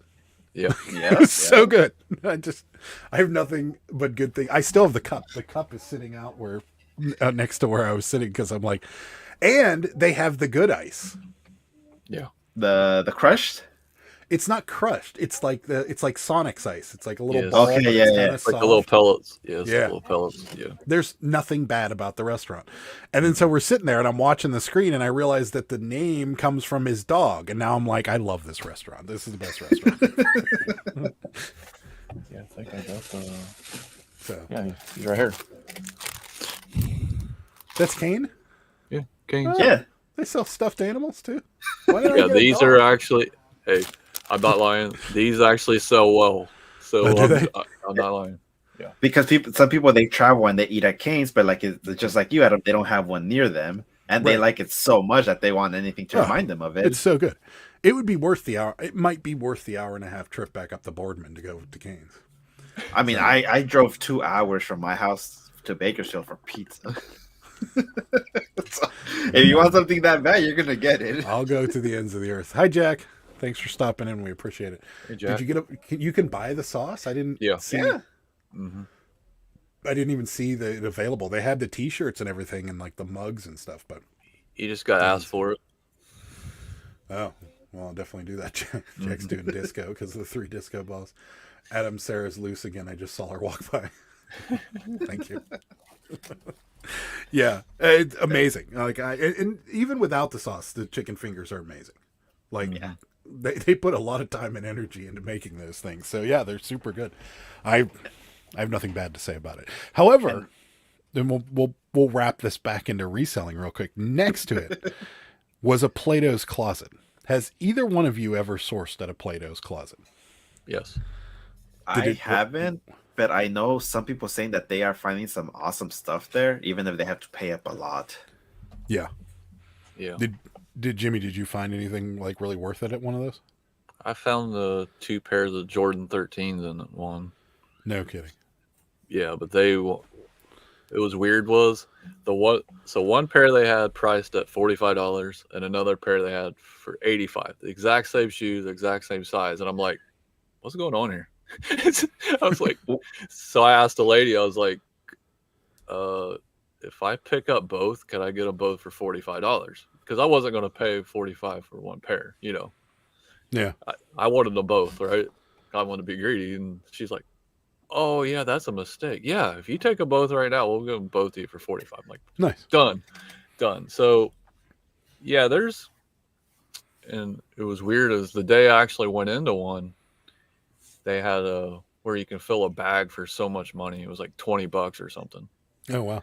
It was like a different color tag. If you could find all these tags, you could fill the bag for $20, and that's where I learned how to roll T-shirts and everything else stuff in this bag. Oh yeah.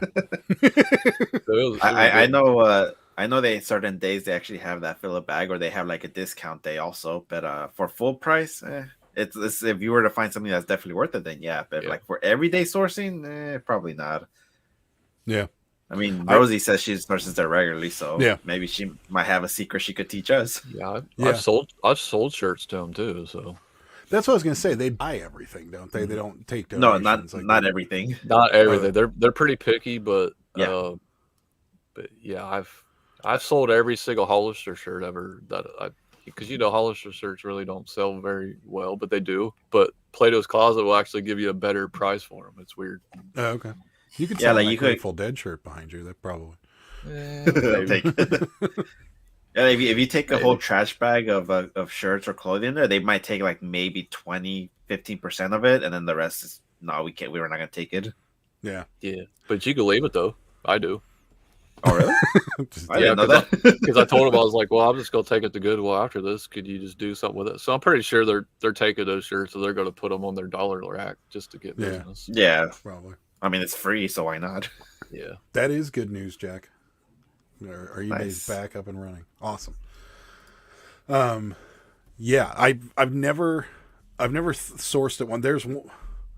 I think there's one or maybe two out here, but I've never sourced at one. But I have seen other YouTubers doing it, and some of them have pulled some insane shoes out of there. And I'm like, maybe we should start taking a look at them, because I don't know, the shoe, like, you know how hard it is for us to buy shoes. You know, well, we're getting them at the bins, but it's just finding a decent pair of shoes. It's hard. I mean, for you, it might actually be good, because Play-Doh Closet is not going to accept no used up shoes like Good or the other thrift stores do. But they could have them priced stupid high. But then it might be worth it for you. It's like, yeah, you might pay up, but maybe, well, I don't know, maybe you could just double your money if you're willing to sit on it, or if it's for the right price. I think next time we're in, I know where one is for sure. I don't know where the other one is, but next time we're in the area, we might pop in, or we'll just make it an excuse to drive back up the Boardman and go to Cane's. Fine with me. Hey, why not? The miles there are deductible. That's right. That's right. Yeah. I went to the one when I went to the bins, I would buy stuff from them and double up my money and use the credit. Oh, interesting.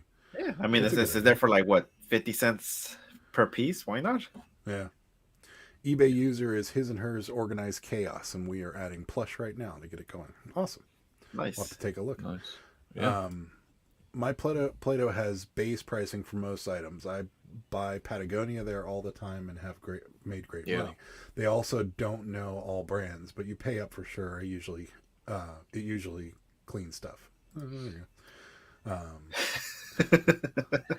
Mark says toilet videos up to 436 views. Nice. This is weekly update on the toilet. The Play-Doh's closet by my work, man. I used to clean up on Rock Revival jeans, man. But then they figured it out, because they're like, "Why do you?" It was my big mouth. They're like, "Why do you always come in here and buy those?" I was like, I love them. They're just my favorite jeans ever.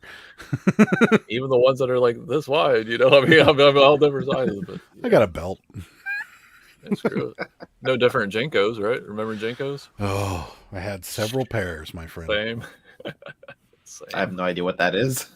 They were remember the like ridiculously like wide leg jeans with like the big back pockets that used to go like down to the back of your knee. Yeah. Those were Janko jeans. Remember the big bell bottoms too, like the ones that would cover your entire foot and some. Yeah.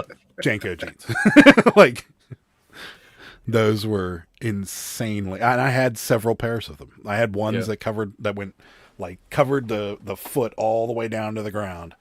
Like I was the coolest thing ever. My Airwalks, nobody could see them. Nope. Are they worth anything now? Yeah, fortune. The ones from the 90s, we sold a pair for, or no, they weren't Janko jeans. They were Levi's silver tabs from the 90s, and they were almost $100 pair of jeans. Yeah. The Janko ones are worth more, especially if you can find them, because they stopped making them for a period of time, and I think recently they brought them back.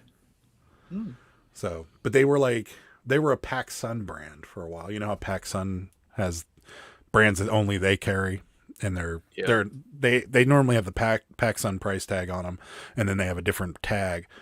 Janko was a PacSun brand that they only sold at PacSun for a period of time, and then PacSun got bigger and expanded, and then Janko went away for some reason. Yeah, see, I picked probably because the style went away. The style, that's what I was thinking. It was weird. I always got mine at JCPenney's though. Did they have them at Penny's? Mm-hmm. They might have. That makes a lot of sense, because my mom bought me a pair of them, and I know she wouldn't walk into a PacSun. Well, PacSun had them too, but because then that's when I realized FUBU started coming into JCPenney's too. You know, it's funny. You would have the FUBU jerseys, and then you have the Jinkos on the side. Yeah. It was funny. Yeah, we were the cool cats, man. Remember the Boss jeans? A lot of Boss jeans too. Those always had the big Boss logo somewhere on the jeans. It was either on the pocket or down the side. Super cool. Yeah. Is that big logo thing coming back in style again? I don't know. I don't think so.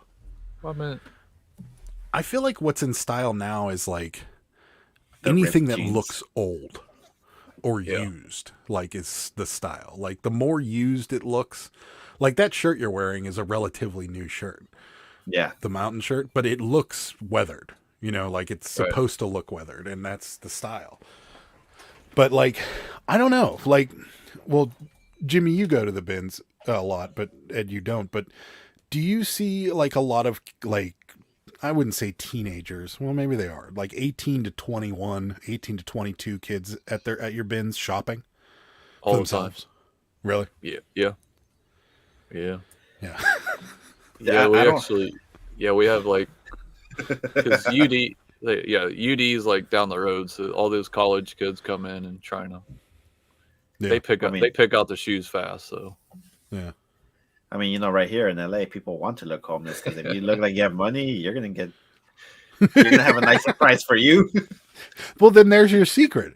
Get a pair of like ripped jeans, find a pair of destroyed shoes, and get like a shirt that's ripped and like don't shave for a few days, and then walk into the bins and everybody will leave you alone. just going Well, I mean, crazy. I mean, I haven't been to my bins, but the last time I remember, it's not young people that go there. I know for sure it's flea market vendors and other resellers, and they're all older. Yeah. So but the young people, like when we first started going to the bins, and this was only 2 years ago, we didn't see them. But this has been more recent. I'd say within the last like year, we've seen a lot more younger people going in there, and you can tell their wardrobe was thrifted. Like what they're wearing is from here. Like this is what they're doing. They're coming here, and they don't stand around and wait for the bins or anything. Most of them don't. Some of them do, but most of them don't stand around and wait at the bins. They just go through the bins and they just pick up everybody's throwbacks. Like there was these couple girls that would just come over to our corner where we threw everything back every hour or so, and they'd pick through what we got throwback wise, and they took a bunch of like, there was like a like it was a crew neck, but it was like a lame crew neck. Like it was a modern crew neck, and it had some like fun run, you know, local whatever crap on it, and they took it, and they took like a pit shirt that we found and like just random stuff, and it was like, okay. And she was wearing like sweatpants that were thrifted, like Nike Air whatevers, that there was Converse shoes. Like you could tell like everything that they were wearing from head to toe was not brand new. So Well, the thing is because just social media has been popularizing the bins. Go has actually been advertising their bins a lot more, and then I think in another, I forgot what TV show it was. They actually went to a Goodwill bins, and you know they hid the name and everything, but you knew what it was. And it was advertised like, oh yeah, this place you can go, you buy by the pound. It's like, look how much I got for $5 with this whole bag. So it's, you know, they just been actually advertising a lot more because of course they want to make money, they want more customers. Yeah. But in turn, you know, they may accidentally get all the good stuff that we want, but they don't even know. There's like, oh, this thing's cute, I want it. It's like, but it might be a worthless brand that we don't care about. Yeah, and actually I want to watch whatever TV show that was that you saw. I don't remember what show it was. I love seeing those things. And the Goodwill, the bins, they blur out the Goodwill, and you walk in and those big blue tables are staring at you. You're like, yeah, I know where that is. Absolutely. Yeah. But it's been a weird little phenomenon that like lately, like we've gotten a lot of these like 20 somethings that just love shopping at these bins, and it's crazy. So you got your t-shirt boys, like you said, you got the categories, you know, the people buy the shirts, you know, the people buy the books, and then you know the shoe people. It's just, you know them but I remember now. What's it called? We were talking about it right now. It's the show where the cheap people go to, they're like really, really cheap and they budget everything. Extreme Cheapskates. Yeah. So they went to the bins and it was advertised on that show. So they were like, oh yeah, look at this dress. And I was like, oh, and they were still trying to nitpick everything. I was like, oh, can you reduce it by 50 cents? Yeah, right. But yeah, that's the show because I remember we watched it and they were talking about the bins right there. Right. Yeah. Sorry, I cut you off, Jimmy. No, it's all right. Sorry. Because I know, well, Sarah got it with that one t-shirt boy like a long time ago, which was cool. Now, do they scavenge so fast? I'm like, they can't see everything they're going through. No. I think that what they're doing is they look through the first layer. It's weird because it's weird. Yeah. Is they're not flipping shirts inside out because that's what I find the best shirts because I'm actually taking my. Well, I mean, I go through quick because they line up 6, so I can go through 6 bins fast. But then I'll go back through after everybody goes through. And we do the same thing. We do. We do that too, but like, so we were there on Saturday, and it was the busiest I've ever seen it. Like, there's 6 bins on one side, 4 bins on the other side, and the like there was enough people waiting that it surrounded them. Like, By the way, I didn't realize how small your bins were, Adam. I thought they were every time we went there. I would always thought it was big, really big one, like the one that we have here. Well, the really big ones in North were sales, and it's significantly larger, but it's also significantly dirtier. It's the easiest way to say it. But so, yeah, there was that many people there, but we were still picking out good things because that's what was happening. They were going through that top layer. And then, like, I'd reach down underneath and find like a stack of a bunch of shirts that are folded, and I just grab the stack and shove it in there. And then the same, like, I was, you know, they brought up all the bins, and I saw a crew neck just sitting there folded. So, like, as soon as that last bin touched the other bin, I just went and grabbed the crew neck, and I lucked out because in front of me there was like 7 Under Armour something or other. There was a hoodie, there was sweatpants, there was all, and so I'm just stuffing all this I see an Under Armour logo, it's going in the bag. Like, that's just what was happening. So they do, but yeah, a lot of them do leave stuff behind, and a lot of them just grab and go. And like, there's a guy that was there, and I'm not kidding you. Like, this wasn't Saturday, but this was the other day. Like, he's a nice guy, but he's super aggressive. Like, he grabs a box and like he'll punch the box if it's sealed, and he'll rip the top off. Like, he's super aggressive. But yeah, it's like this weekend I went to the flea market on Saturday. Normally it's just me and probably a couple other people there who are there for themselves, or they're probably resellers, but they only resell very specific kind. This time I went and I noticed somebody new. I was like, who is that? And I noticed that he was just grabbing all the Nikes and Jordans. Like, what's going on? And the people they were throwing in a new bin of shoes, I was right there, and then boom, he shows me. I was like, I mean, that's what I said in my mind. Almost.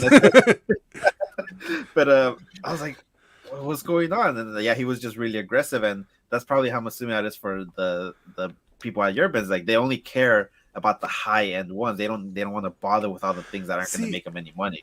I don't think they do, because I've been next to these people that go crazy in these bins and grab everything, and 98% of them like don't grab good stuff. Like, there was that kid the other day that was just being super aggressive and like putting his hip into me and stuff like that.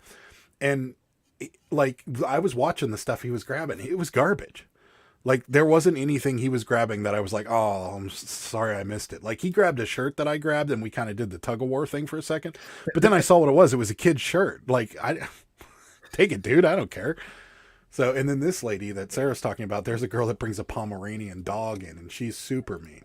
She was the one who destroyed the other shoe because the other lady wouldn't give it to her.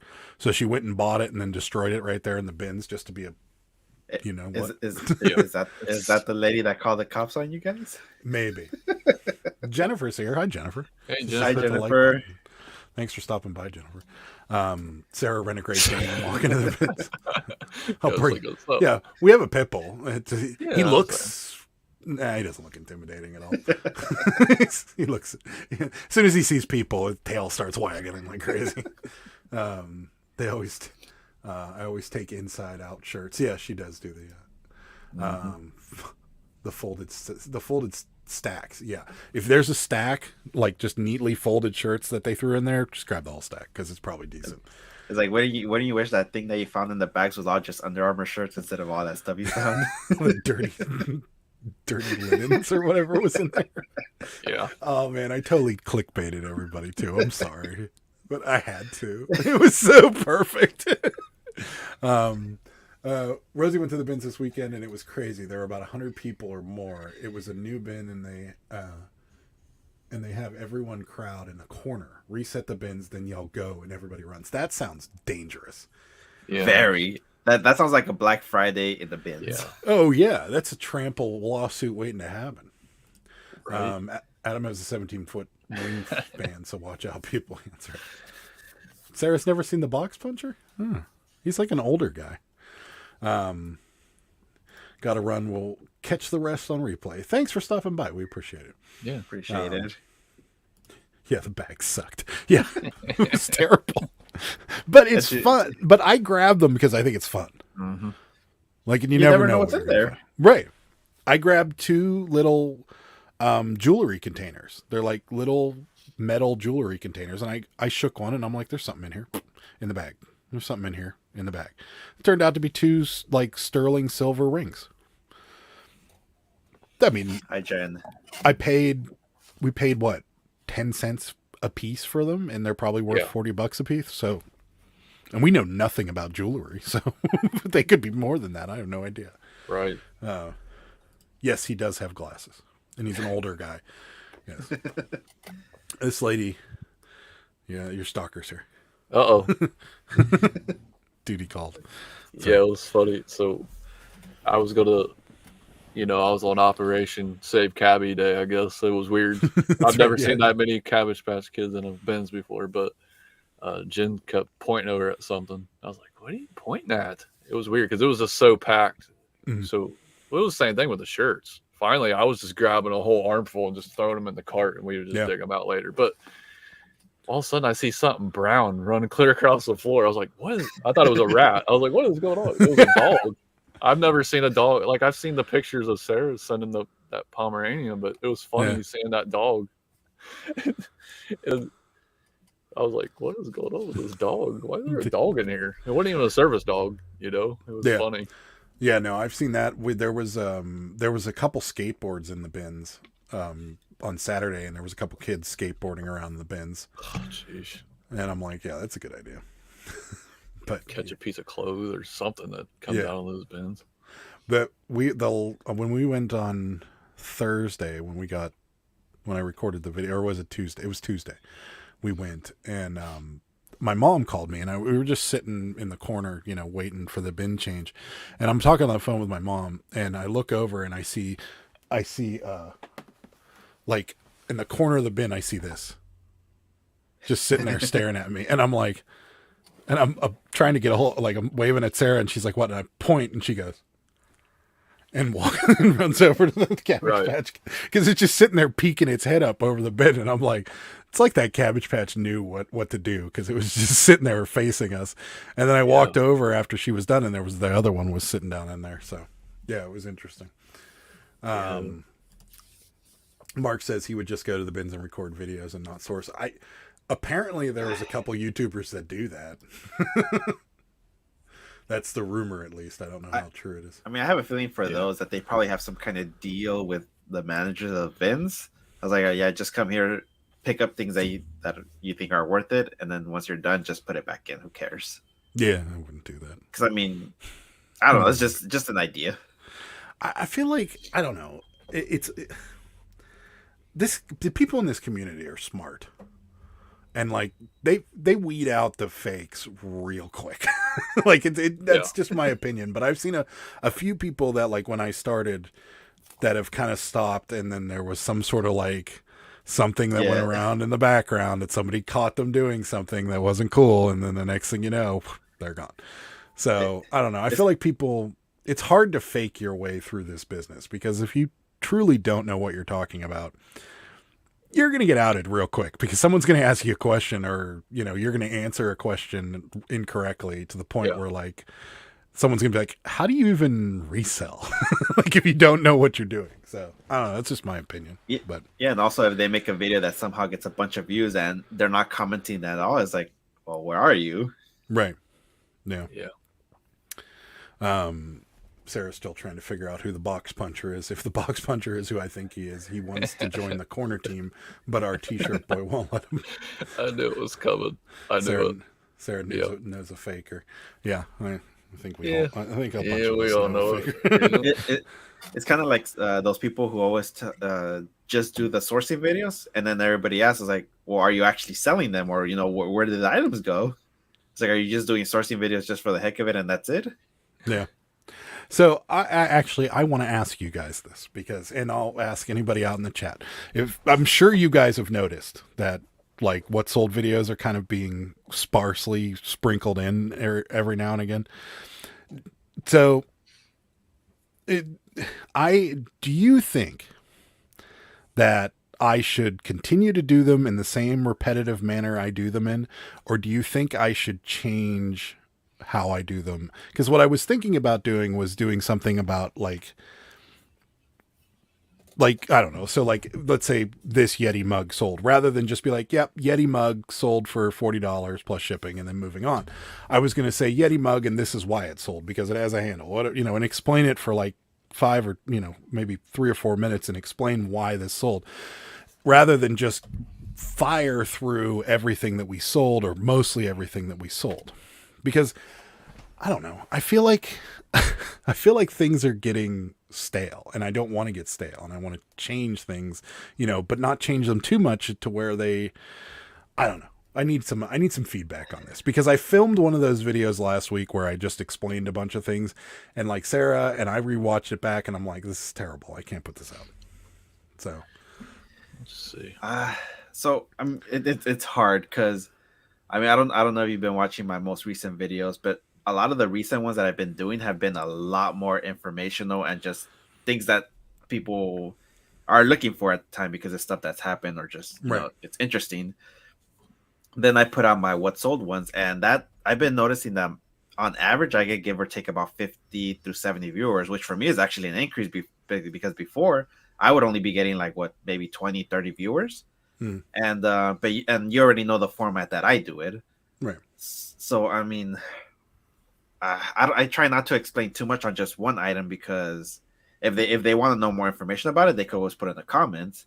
And if you just keep explaining that one item for like say 3 to 5 minutes, they might eventually get bored because they think it's like, okay, you got 7 more items to do and you're gonna do this for 5 minutes for each item. They might get turned off by that. Right. But the flip side to that is that I'm gonna put out a series of 20 or so videos with essentially the same 25 things that we sell, like different variations of them, but it's t-shirts, Cabbage Patches, postcards, pictures, you know, over and over and over again. They're just different. So like if you've been a long time viewer, and this is just my opinion, so like if Jimmy's been a viewer since the beginning, you guys have all been long time viewers, there comes a point where you're like, I'm not going to watch his what sold videos anymore because I know what he sells, you know. And so that's kind of my hang up right now is like the what sold videos do decently. They just they're you know, the core audiences who watches them, and they get between 100 and 280 views when it's all said and done. Yeah. My most recent bins video is up to 600 and change right now, and it's only been out for 2 days. So that's where the trade-off is that like I could continue doing them, or I could just figure out another way to kind of wrap all that together, and I'm just trying to figure it out. I can't figure it out at the moment. See, it's kind of like what Mark said right now. What does your analytic tell you? Where are people dropping off? Are they dropping off in the beginning, in the middle, or at the end? Or like by the end, how much percentage do you have? That's the thing, is that my analytics, people watch the what sold videos for longer, but less people watch them. So like I average about 12 to 13 minutes per video on average people watching on what sold videos. Yeah. But they are only about a quarter of my audience watches them, or subscribers watch them. So that's the problem I have with it is, again, trying to keep the channel consistent is hard. Like, because, so like, and I'm not saying you two shouldn't be doing what you're doing, because I totally think you should, but I'm not necessarily chasing subscribers as much as I'm chasing, like, well, I am chasing subscribers, but I'm trying to get subscribers to come in from outside the resell bubble. You know what I mean? Because I need to, in order to expand to that level, I'm going to have to bring in people from the outside reselling. So that's kind of why I feel like the what sold videos, nobody outside of reselling is going to watch them. And also people that have been watching for long periods of time are going to stop watching them after a while because they know what I sell. So that's my biggest hang up right now. What's over your comment? I guess when I used to watch like in the beginning, remember when you would buy all those jeans in the racks? You guys were always getting Levi's, right? Right. I'm like, at first, when I first watched it, I was like, why do they keep buying the same Levi's? But then I was like, wait a minute, because you actually explained the orange tags, the white tag, the black tag. That was cool. I was like, oh, so I'm starting to learn Levi's, that was awesome, Right. because at first, if anybody coming in new, they were just thinking you were just buying all these Levi's, they didn't know. Right. And then, Sarah just sent me that link of the Cabbage Patch Kids today. I was like, holy crap, that is so detailed on these Cabbage Patches, man. And we know, that's the thing, is that we know our stuff. People want to know your opinions. Yeah, I mean, I can understand that. And then this is the reason I think I should just go back to doing what I'm doing. What Sold is part due to the story behind the story of the sale. Mm-hmm. Totally true. But see, that's something that your regular viewers know. When it comes to newer viewers, they don't know that. Exactly. And when you and I've clickbaited my What Sold videos before, and people that didn't subscribe to me clicked on them and they're like, "What confused you?" And you're like, "Oops." So, but if you put like, "Hey, this is a What Sold video" in your thumbnail, you lose people right away. So it's like I'm walking this very fine line right now, and I'm trying to figure out where to go with it, because like I know where I want to go. I just don't know how to incorporate the channel, what's going on with the channel, and then move it into that level. And that's what's driving me insane. That's what's been keeping me up late at night. So I mean, I'll tell you after the comments.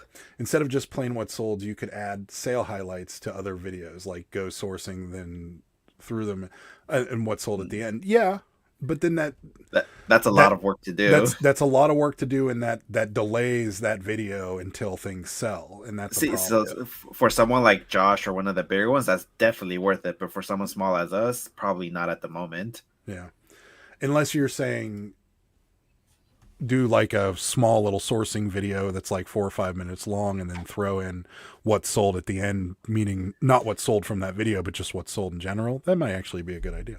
Yeah. I enjoy the way you do them now. Love to watch them. Okay.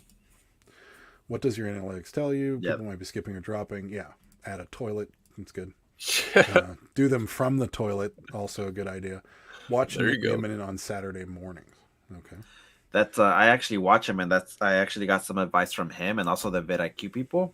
And again, I'll tell you guys right now once you reach the comments. Hello. Okay, there you go. Okay. I muted both buttons at the same time. He pulled a me. Well, I was talking and couldn't even hear me. Yeah, that's right. Yeah, go ahead. I'll get to Jack's comment in a second. Well, for one, Jack's comment, Harry Tornado, he's such a different. How do I say? It's such different with him because he's already highly spoken in the reselling community. He's the person to watch, along with Riley Roots and some of the other people. For us, smaller YouTubes, yeah, we could take the same approach that he's doing, but it's not going to give us the same results because nobody knows who we are. Right. So the same way that Rosie was telling Adam, do it that way that maybe Josh is doing, we can't do it that way because, again, we're smaller. People are not going to know us. We need to get their attention and then hopefully have them, shout us out or recommend us to other people who was like, okay, well, let me check them out. And they become continuous subscribers. But when it comes to the Nick person, he's a YouTube guru. I forgot what they call him, but Guru. Yeah. Sorry. I instantly thought of Love Guru, the Michael. Mariska Hargitay. So he actually read my questions because it was on the last Saturday I worked at work. I sent in a question. It was like, in the reselling niche, there are very few people who cover our topic that are more resellers than YouTubers, because once you become big, you're more a YouTuber than you are a reseller because you get a lot more money from YouTube. Right. So I asked, I was like, what advice would you give for someone that's trying to build in this niche that is very competitive? And I think Mark saw my question on Nick's show. I don't exactly remember everything he said because I was busy too, but he said to go look to watch Reezy Resell because I guess they know him. but to just actually, I don't even remember the advice. But the thing that really stuck was to keep your thumbnail simple, don't overdo it. And so, like you said, if they see what's sold in your thumbnail, it's going to be a turnoff. That's why my most recent ones, you never see what's sold anymore. You see what's sold in the title, but you don't see it in the thumbnail, because the thumbnail is the thing that people see. That's the thing that you want people to be attracted to. So I don't know if you've been seeing my most recent thumbnails. They've been more simple, and it's been like questions or just like a phrase like, what's going on, and that's it. Very simple. And I've seen huge success. Before I started implementing all that, I was, I think, at the same with Jimmy, like 318 subscribers. And then after I applied that to the Posh Ambassador 2 video, I went up 100 subscribers in less than 3 weeks or so. And it's because I implemented that. I started doing things a lot more simple. I've been optimizing my titles a lot better, and I've been trying. Those are the two important things: the thumbnail and the title. And it has been working for me. And I'm noticing with my most recent video too, is just a video I did out of nowhere, and it's almost at 100 views, which is completely unnormal for me. And I got 5 subscribers from it already. Yeah. Well, and Rosie brings up a good point. Do you think you should be focusing on outside viewers when you still have so many reseller viewers you could be gaining? I would be afraid to lose resellers by getting too broad. And I agree with you, and I don't want to lose that. That's the line I'm walking. I'm trying to kind of bring in both. I'm trying to encompass both, which is why I'm asking this question in the first place. Is that, I just am at a loss on how to make them not so repetitive. Because everybody, Jimmy has a niche, Ed has a niche, everybody has a niche in their markets, and eventually that video gets overplayed. So if you're losing not that I'm saying that people are not watching anymore, but maybe the older viewers are just like, yeah, I'm not going to watch his What Sold videos anymore. He sells t-shirts, he sells jeans, he sells this, he sells that. It's funny, but maybe not. Maybe I'm totally off base here, but I've just noticed from my own analytics that my What Sold videos have been on this decline the last couple months, where, it used to be around 300, 350 views per, and that's half of what my sourcing videos get. But now it's getting to like 170, 260, 220, so they're just kind of teetering, and there's a reason behind that. And I don't know if it's me. Well, let's ask everyone here, like, what is your preferred What Sold video methods? Is it the way that Adam's doing it, or if you watch my videos, is it the way that I do it, or was it the way that Jimmy did it with his What Sold video, the last one that he did? Mine was boring, so don't put mine. But see, that's the thing. Some people enjoy that format, but some people enjoy a different format. It's just it's so different. It just depends on the person. But like, out of everyone here, what is your preferred method? Yeah. You guys have been doing this for a while and have been through the pains. Target new resellers also with your experience. I agree. If you give viewers too much of a choice or mix niches, they will move on. Agreed? Yeah. Yeah. I don't think I can duplicate what Josh is doing.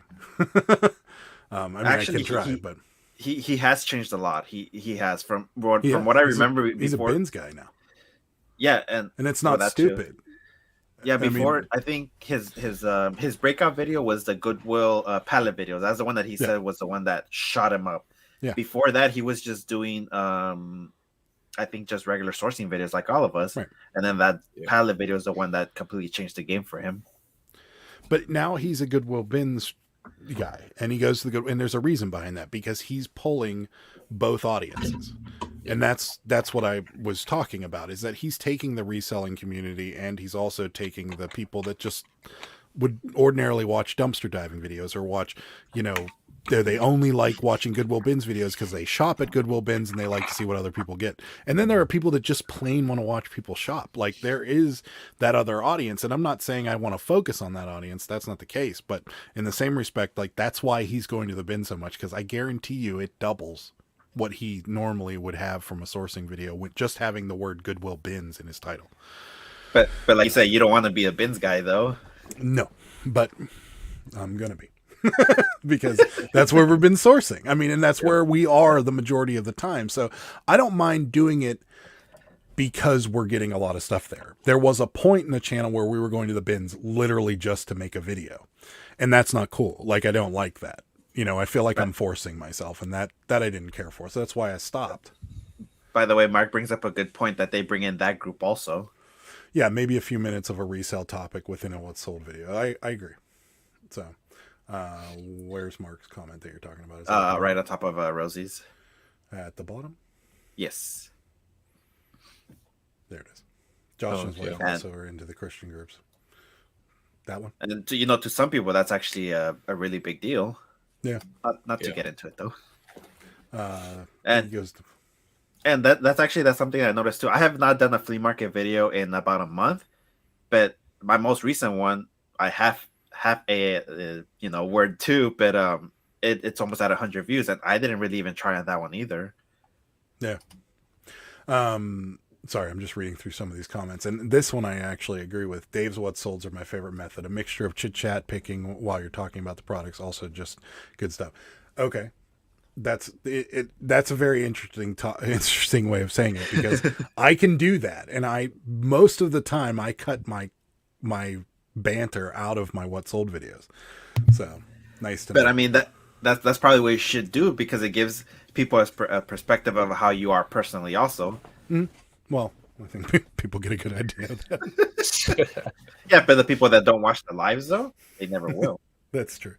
Yeah. And a lot of people don't. And that's another reason the live programs are going to spin off, because I've talked to a lot of people and they're like, hey, I love your channel. I love watching your what solds. I love watching your bins videos and stuff like that. I like your lives are funny, but just, it's not my thing.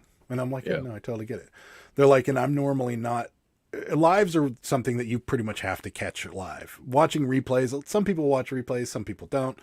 A lot of people just put them on while they're driving somewhere, things of that nature. But most of the time, like, I won't rewatch a live video. Very seldom have I unless like Jimmy texts me and goes, dude, you have to go to like 35 minutes and 46 seconds and check out what happened. Then I'll do it. But for the most part, I don't rewatch them. So yeah, Mark, I'd appreciate it. Reach out to me and we'll set something up. That would be nice. Yes, we do still have the red, white, and blue thrift stores. They're pretty awesome. We haven't been back. We haven't been there in a while. Well, Sarah goes every Wednesday to the other one, but we don't go to the one near us all that frequently. See you, Jack. Enjoy your dinner. What do you have? Hi, Jack. Right. I need to know you got to tell us what you're having before you bail. Right. Trish says, what about going to yard sales and filming it, and then what solds from those sourcing trips, like a variety? Yeah, I could do that. I mean, you could do it as a test. I mean, you're already doing like 23 minute what sold videos. You could do it as a test. Yeah. I'm just trying to figure out kind of how to have a healthier mix rather than just doing the same things over and over and over again, because it will eventually get stale. Like at some point it will get stale. So I'm trying to just mix it up as much as I can. So Susan says, I'm wondering if the sourcing videos you guys do were more popular during the worst of COVID when people couldn't get out. Now that the viewers are getting out and sourcing more on their own, maybe. Yeah. Yeah. That's actually pretty good too, because when I was still new, I was watching every what sold video from all the big YouTubers. Now, the only ones I watch is Adam's. Actually, I think that's it. I only watch yours, and that's it. I know all the bigger YouTube and everybody else has them out too, but unless I'm at work or I go out of my way to watch it, I'm not gonna watch it. I just forget. The only one I watch is yours, is because I have notifications on, and then yours are pretty long, where either I could have it in the background or it's just there. Yeah. But and also because I become a lot more experienced, that I don't need to watch what sold videos as much, because now I know what to look for. Exactly, and that's part of my problem.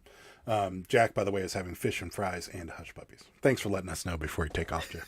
Yes. Thank you. We're living vicariously through you. Susan says, also the same with your what sold videos. Viewers are busy selling and packing and shipping on their own, and the viewership is waning. That's true. You guys have something special, and you're willing to learn and change things, so you will do fine. Thanks, Mark. We appreciate that. Thanks, Mark. And then Mark number 2 here says, I've been selling part-time for 20 years or so, and still learn from small channels more so than the large ones. And that is true. Mm-hmm. He goes with a compliment, and then he just jabs you right in the back. Adam's channel's my screensaver. I was thinking you were being so nice. All the Marks love Adam. Oh yeah, well I appreciate all the input. I'm gonna mix something up at some point and put it back on. Last week I filmed the kind of the first of explaining things, and Sarah, after I got done, she was like, "That's terrible. You shouldn't put that out." And then I rewatched it. I'm like, "Yeah, it's pretty bad." What were you trying to explain?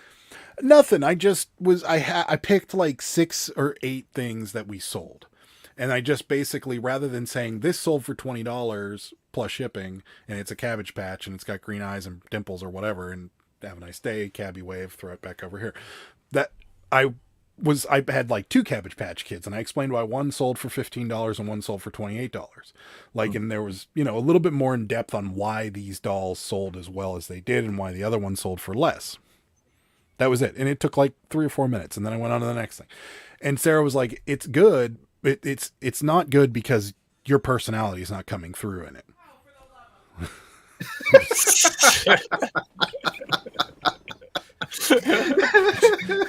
I just sold something on my car.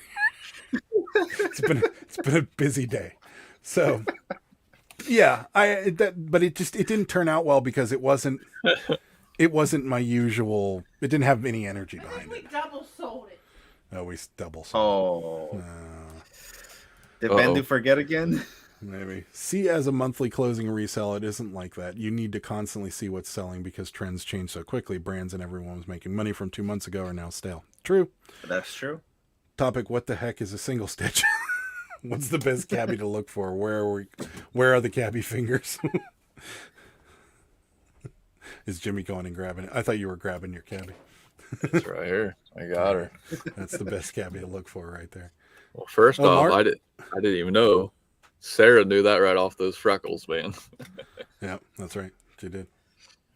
So, Do you think you can ask Galaxy CD Rocks and Flips to make a guest appearance? He just ended his podcast today, but I really enjoyed him. I don't know who that is. I don't know who that is. But I might be able to do that. So, Sarah said yay. yay. So, all right, well, we're over the 2-hour marker. I still had so much more to say. Well, go for it. You can say a little more if you want. I mean, I know it's late for you guys, so. Okay. Well, you save it for the next one. Well, Yeah. all right. Well, Another one. just one more YouTube advice that I did learn, and it seems to be working amazing for me. Is I completely cut out my intro, and I just say, hey, what's up in the beginning, and I go to exactly what it is. And in that first 30 seconds, I start what it is that I start, because it showed before too when I did have an intro. As soon as they saw that, boom, everything went down. So that was a piece of advice that John gave me, was to stop doing the, hey guys, we're at an auction intros, and do like a clip it from maybe some of the drama, like what I did with the bins video, mystery bag, and then I cut it off right before anything emptied out of that bag. So that's kind of what I'm doing. Yeah, and then as soon as, because people, they want you to get to the point, because if you do a long intros are cool, they are. If even some of the bigger people, they don't do it anymore. But the thing is, people, they have a very low attention span now, that you need to either get to the point or they're just gonna leave for someone else that gets to the point, because they don't care about who you are unless they go in depth into who you are. And newer viewers, all they care is to the point, and that's it. And hopefully they turn to a subscriber that later down the line, then they'll get to know who you really are. Yeah. Mark, I'd be up for something like that, sure. And your stalker said that she couldn't believe someone threw her back. She was right on top. So glad we got her. Yeah. They probably saw the stain and they threw her back. That, and she almost went with, like I told you, that row where they take. Oh, it was on its way into the back. Yes, because Jen's like, she went over there and reached it, and then, I took it to the cart and took the picture, and 15 minutes later, I see Sarah's text to go check it out, right? She's like, you need to go check that cabbie right now. I can picture Jen running after the guy with the bin. No. Actually, I think it came to her. I think it was weird. It was just like right on top, like, hey, what's up? Uh-oh. Hi, Danny. Yeah, it is. Yeah. Here in a few more, here in about 12 hours, I'll be live again, right? Yeah. Now we're about ready to get out of here anyways, but we're going to go through a few things of what's coming up. So I guess, Jimmy, we'll start with you. What do you got coming up? Tomorrow, 11:30, a.m. Eastern. I have my lunchtime chat to 12:30. I don't know about the one on Thursday. I may have to move it to Wednesday because my boss told me we have a big company coming in. So we're thinking it's Thursday. So if I pop up on Wednesday, that's why I can't be alive. So because I do that for my work, and then I just have my Sunday shenanigans on my channel at 7 p.m. Eastern, and back here on Monday. Right. Right. That's it. That's What about you, Ed? So I actually have two or three what's old videos that I need to edit. Pretty good stuff in there. Cool. I haven't figured out. I still have plans for two more that I actually need to have the time to make it, but those are longer ones, and it's kind of hard to do it when I'm trying to focus more on my death pile, trying to focus more on the eBay side than on the YouTube side, because YouTube has been growing for me, but I still need to work on my reselling side. That's part of my problem too. Yeah, so I have 3 what's sold videos ready and recorded. I just got to edit them, put in the fun facts in there, and the other 2 are going to be informational. One of them, and I have actually been getting a lot more requests for this, it's a list perfectly detailed video, which I can definitely go a lot more detailed now because I have a lot more experience with it. Yeah, you definitely should, dude. Yeah, so that is the one that I'm trying to get. I'm trying to get it pitch perfect because that will be my trailer video, because that's the one that seems to attract people to my channel as well. Yeah. But of course, if anything comes up with the marketplaces, I'm gonna I might be one of the first ones out there with a video, because I'm not gonna wait. I will do it right there on the spot. You and Rockstar are competing for that moment. I noticed that too. You and Casey. Boom, he'll come up, and then you're right, or you come up, and then he's right behind you. I'm like, oh man, they're gonna. In a way, that's kind of like in a direction I'm trying to go. Turn my channel in. Not a bad idea. But I still enjoy doing the what's sold, still doing the lives, but I'm still gonna do what I do. And again, any information and stuff that I find out, I'll hopefully be one of the first before Casey. Yeah, there you go. We got tomorrow's busy day. We got Tuesday with Sarah coming up, where she's gonna do. She kind of did a day in the life of Sarah on Mondays, so that'll be coming up tomorrow. There's bins footage and stuff in there, of course, but she went to an auction and then went to the bins.